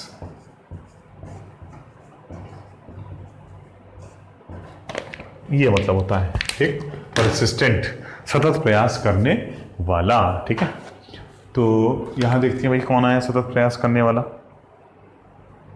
परसिस्टेंट, ये लिखा है परसिस्टेंस लॉसेस, यानी कॉन्टिन्यूअस, लगातार, निरंतर हानि पे हानि, लॉस पे लॉस हो रही थी। तो साथियों आंसर आ जाएगा मर्सीफुल का मतलब है दयावान, मर्सी दया। टेनेशियस, लगा रहने वाला, जुटा रहने वाला। ठीक, लगातार चलते रहने वाला। मैच तो नहीं कर रहा लेकिन और देखते हैं। ओहो हो, और तो बिल्कुल ही मैच नहीं है। इंटरमिटेंट, ठीक, इंटरमिटेंट का मतलब ये हो गया, ठीक है, इंटरमिटेंट का मतलब रुक रुक करके। ठीक, तो इंटरमिटेंट का मतलब फ्रेंड्स हो गया रुक रुक करके, एक एक करके। ये भी नहीं हो सकता है, ये तो कह रहा है कॉन्टिन्यूस। रिलेंटिंग का मतलब ये हो गया कि भाई रिलेंट, लगातार, हाँ ठीक, सॉरी रिलेंट का मतलब रुकना, अनरिलेंटिंग का मतलब ये हो गया लगातार, ठीक, बिना रुके हुए। और यील्ड का मतलब है मान जाना। तो इसमें जो लगातार चल रहा है वो तो सिर्फ टेनेशियस है, जो रुक नहीं रहा है कॉन्टिन्यूअस, ठीक। तो हमारा आंसर जो बेस्ट आंसर है वो है आंसर नंबर 2। क्या करें, मजबूरी है, ठीक। फोरक्लोजर, फोरक्लोजर, क्लोजर का मतलब पहले ही बंद कर दिया गया, पूरा नहीं करने दिया गया, ठीक। यहाँ पे देखते हैं फोरक्लोजर किस सेंस में आया साथियों, जल्दी से। ये लिखा देखिए, लीविंग मिलियंस फेजिंग फोरक्लोजर, यानी लाखों लोगों को जो है वो छोड़ दिया गया। फोरक्लोजर यानी मार्क बंद हो गया, सब कुछ रुक गया, पहले ही रुक गया, यानी उनका काम पूरा नहीं हो पाया। प्रेक्ल्यूड, रोकना, प्रेक्ल्यूड बड़ा इंपॉर्टेंट वर्ड है, रोकना। लीगलाइज का मतलब है लीगल करना, इससे कोई लेना देना नहीं है। डिप्राइव, छीनना, ठीक, ये भी रुकना ही हो गया, रोकना, काम ना करने देना। रिलीज, मुक्त कर देना, फ्री कर देना, ये हमारा आंसर हो सकता है। और प्रिवेंट का मतलब भी रुकना हो गया। तो 1, 3 और 4 तो कह रहे हैं भाई काम को रोक दिया गया, पूरा नहीं किया गया। और 4 नंबर कहता है रिलीज, छोड़ दिया गया, मुक्त कर दिया गया, फ्री कर दिया गया। ये हमारा आंसर हो सकता है, होना चाहिए। नंबर 10 स्केप्टिकल, डाउट, ठीक। तो डाउट यानी 1 डूबियस, डाउटफुल, ठीक। स्केप्टिकल का मतलब होता है डूबियस, डाउटफुल। 1 मीनिंग हो गया। 4 सिनिकल, सनकी या जिसके मन में कुछ शक शुबहा हो, सिनिकल, ठीक। और 5वां डाउटेड। ये तीनों तो मीनिंग्स हो गए। हमको एंटोनिम चाहिए जिसके दिमाग में कोई डाउट ना हो, ठीक। डिसेंट का मतलब हो जाता है डिसएग्री, ठीक है।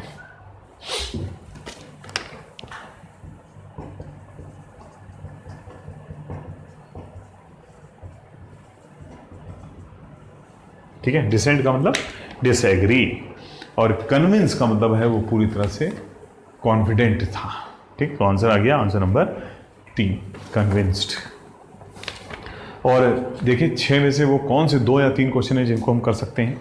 How according to passage plunge in the economy devastated the life of the Americans, ठीक है। तो इसमें मुझे तो लगता है ये थोड़ा टाइम टेकिंग है, ठीक।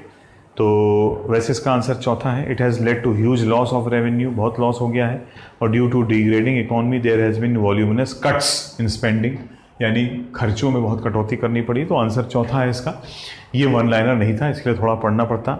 मुझे लगता है 2 नंबर, ये भी 1 लाइनर तो नहीं है, लेकिन एक बार चेक करते। 1 can be cited as a prime cause of this economic slump. ये जो इकोनॉमी में गिरावट हुई है इसका मुख्य कारण क्या है, ये देखो पहली लाइन से देखते हैं। The effects of the worst economic downturn that could linger for decades for find the country lost almost an entire years। कारण क्या था जरा देखते हैं। The deep and persistent losses, तीसरी लाइन लिखा हुआ, of the recession forced states अच्छा to make broad cuts in spending and public work for businesses। The recession led to changes in expansion plans, work compensation to individual Americans। इन्होंने अपनी चीज़ों को कर दिया, लेकिन कारण तो निकल के नहीं आया भैया। सेकेंड पैसेज की पहली लाइन में देखो कुछ लिखा हुआ, but the financial crisis burst the housing bubble and devastated the real estate market, leaving millions facing foreclosure, millions more under water, पानी के अंदर चले गए, डूब गए उनके पैसे सब कुछ। एंड जनरली स्ट्रिपिंग, छीनना American of years worth of accumulated wealth. और लाखों लोग ऐसे थे जिनकी जमा की हुई पूंजी, जमा पूंजी सब चली गई। तो देखते हैं भाई क्या निकल के आया, इसका आंसर बेस्ट क्या हो सकता है। देखिए साथियों, मेन निकल के आ रहा है कि रियल एस्टेट में जो प्रॉब्लम हुई उसकी वजह से ये सब हुआ। और रियल एस्टेट वाला आंसर सिर्फ आंसर नंबर 3 है, उसमें रियल एस्टेट को अंडरलाइन करो, ठीक। ये क्वेश्चन हम लोग कर सकते थे। Question number 3, why have been the employers preferring part time jobs to regular full time jobs since the downfall in economy. बिल्कुल निकल सकता है, क्या अंडरलाइन करेंगे, part time jobs to full time jobs. कौन, एम्प्लॉयर्स। और वैसे आप पढ़ने की कोशिश करेंगे तो एग्जामिनर देखिए बहुत चालाक है, उसने 4 बड़े बड़े पैसेज दिए थे, लेकिन आंसर हमको मिलता है जॉब्स, पार्ट टाइम जॉब और फुल टाइम जॉब की बात सिर्फ लास्ट की 4 लाइनों में हो रही है, बल्कि आखिरी लाइन में हमको हमारा आंसर मिलेगा। अगर आप ध्यान से देखिए, ठीक। जॉब के बाद देखिए सिर्फ आखिरी की 4 लाइनों में हो रही है, आखिरी की 6 लाइन में मान लिया हमने, ठीक। और आखिरी की लाइन में पार्ट टाइम फुल टाइम की बात हो रही, देखिए क्या लिखा हुआ है, a study from the San Francisco Federal Reserve found the proportion of US jobs that are part time is high as because, कारण बताना, because many of the jobs lost during the recession have not returned, क्योंकि जो जिनकी job चली गई थी वो वापस नहीं आई है। ठीक, अब जो भी कहना चाह रहा हो, तो इसलिए हमारा आंसर देखिए कुल मिला के क्या आ जाएगा, अगर आप देखेंगे answer number C, because lots of jobs lost during the recession have not return as yet. ठीक, लगता है क्वेश्चन टफ है, लेकिन कभी कभी पता चला सिंगल लाइन में उसका आंसर निकल गया, answer number 2। Fourth, home ownership has drastically decreased since the economic downturn. Home ownership क्यों कम हो गई है अचानक? होम ओनरशिप को अंडरलाइन करेंगे, ये हमको मिल सकता है। होम ओनरशिप रिसेशन के बाद कम क्यों हो गई है? होम ओनरशिप, ये देखो, मुझे लगता है सेकंड पैसेज की तीसरी लाइन से ही आंसर हमारा मिलना शुरू हो जाएगा। Oh, house recovery can't escape the effects of the recession. ठीक, home values may have rebounded he said, but the factors driving that recovery are very different than those that drove the growth in the, ठीक है, half of the recent purchase have been made in cash which signals investors and hedge funds are taking advantage of cheap properties. These could freeze out average buyers and also means little real economic growth underpins those sales. Those effects are clear. House ownership rates which continue to decline. अच्छा, rate गिरते चले आ रहे हैं। House ownership 65% थी, वो बहुत कम हो गई है। स्टडी रेट ऑफ ग्रोथ कम हो गया है। ठीक है, तो भाई और जो होम ओनरशिप और भी कहीं आया है, अगर हम लोग ध्यान से देखेंगे,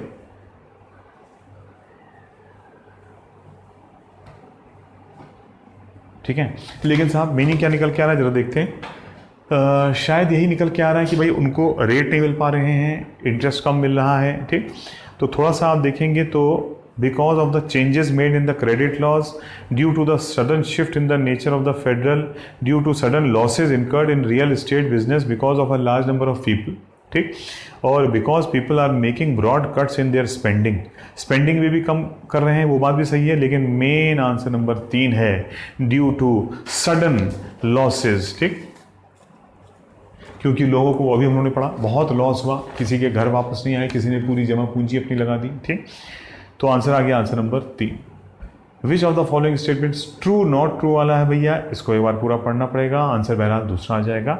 और क्वेश्चन नंबर 6 कहता है कि मोस्ट सूटेबल टाइटल पैसेज का क्या होना चाहिए। ये भी उस वक्त करने वाला होता नहीं है, लेकिन जब आप करेंगे तो आप पाएंगे कि इसका बेस्ट आंसर आ जाएगा आंसर नंबर 3, क्योंकि ये पूरी घटना 2008 से 10 के बीच में जो कुछ भी हुआ और उसके बाद उसका क्या प्रभाव मार्केट पर पड़ा अगले 10 साल तक, उस बारे में बात कर रहा है। ठीक, तो इसलिए हमारा इसमें यहाँ बेस्ट आंसर आ जाएगा answer number 3। 2008 financial crisis impact still hurting states, अभी भी इससे बहुत नुकसान हो रहा है। तो साथियों, इस प्रकार हम देखते हैं कि इस पैसेज में भी 4 और 2 या 3 क्वेश्चन, 5-6 क्वेश्चन हम लोग कर सकते थे, यानी हर एक में 4-4, 5-5, 6-6 क्वेश्चन किए जा सकते थे। मैं ये मान के चल रहा हूँ कि 30 क्वेश्चन में 15 to 18 क्वेश्चंस किए जा सकते थे, 20 किए जा सकते थे, तो इसमें हो सकता है अभी 12, 14, 15 के आसपास आपके सही आ जाते। काफ़ी टफ पेपर था, इसलिए मार्किंग कम की जाती है, फिर जनरलाइज उसको किया जाता, मतलब इस तरह से किया जाता है कि ताकि बैलेंस किया जा सके उसको। ठीक है, तो पेपर टफ था, मैं ये मानता हूँ, लेकिन अपनी तरफ से कोशिश की है कि जितना मैक्सिमम आपको 1 घंटे में दे सकता हूँ उतना दे दूँ। अदरवाइज़ तो एक लंबी प्रक्रिया है साथियों, ठीक, जो 3 महीने, 6 महीने और साल भर तक का टाइम लेती है। और ऐसी बात नहीं है, ठीक, अगर मेरिट डाउन जाती है तो सभी की डाउन जाती है। ठीक है, और कई लोगों का जो है वो 10, 11, 12, 8, 9, 7, 8, 9, 10 पे फाइनल सिलेक्शन हुआ है मेरे पता नहीं कितने स्टूडेंट्स का, पीओ में भी, क्लर्क में भी। ठीक, तो ऐसी कोई वो नहीं है कि आप जब तक आपके 60% नहीं होंगे तब तक आप सिलेक्ट नहीं हो पाएंगे। ठीक, इसमें सिलेक्शन इस 30 में से करीब 5 से लेकर 10 नंबर पर भी फाइनल सिलेक्शन लिया जा सकता है। ठीक है, ओके फ्रेंड्स, तो थैंक यू वेरी मच। आगे फिर आपको एसटीज देता रहूँगा और एक्सप्लेन करने की पूरी कोशिश करूँगा ताकि आपको समझ में आए। थैंक यू, धन्यवाद। ठीक।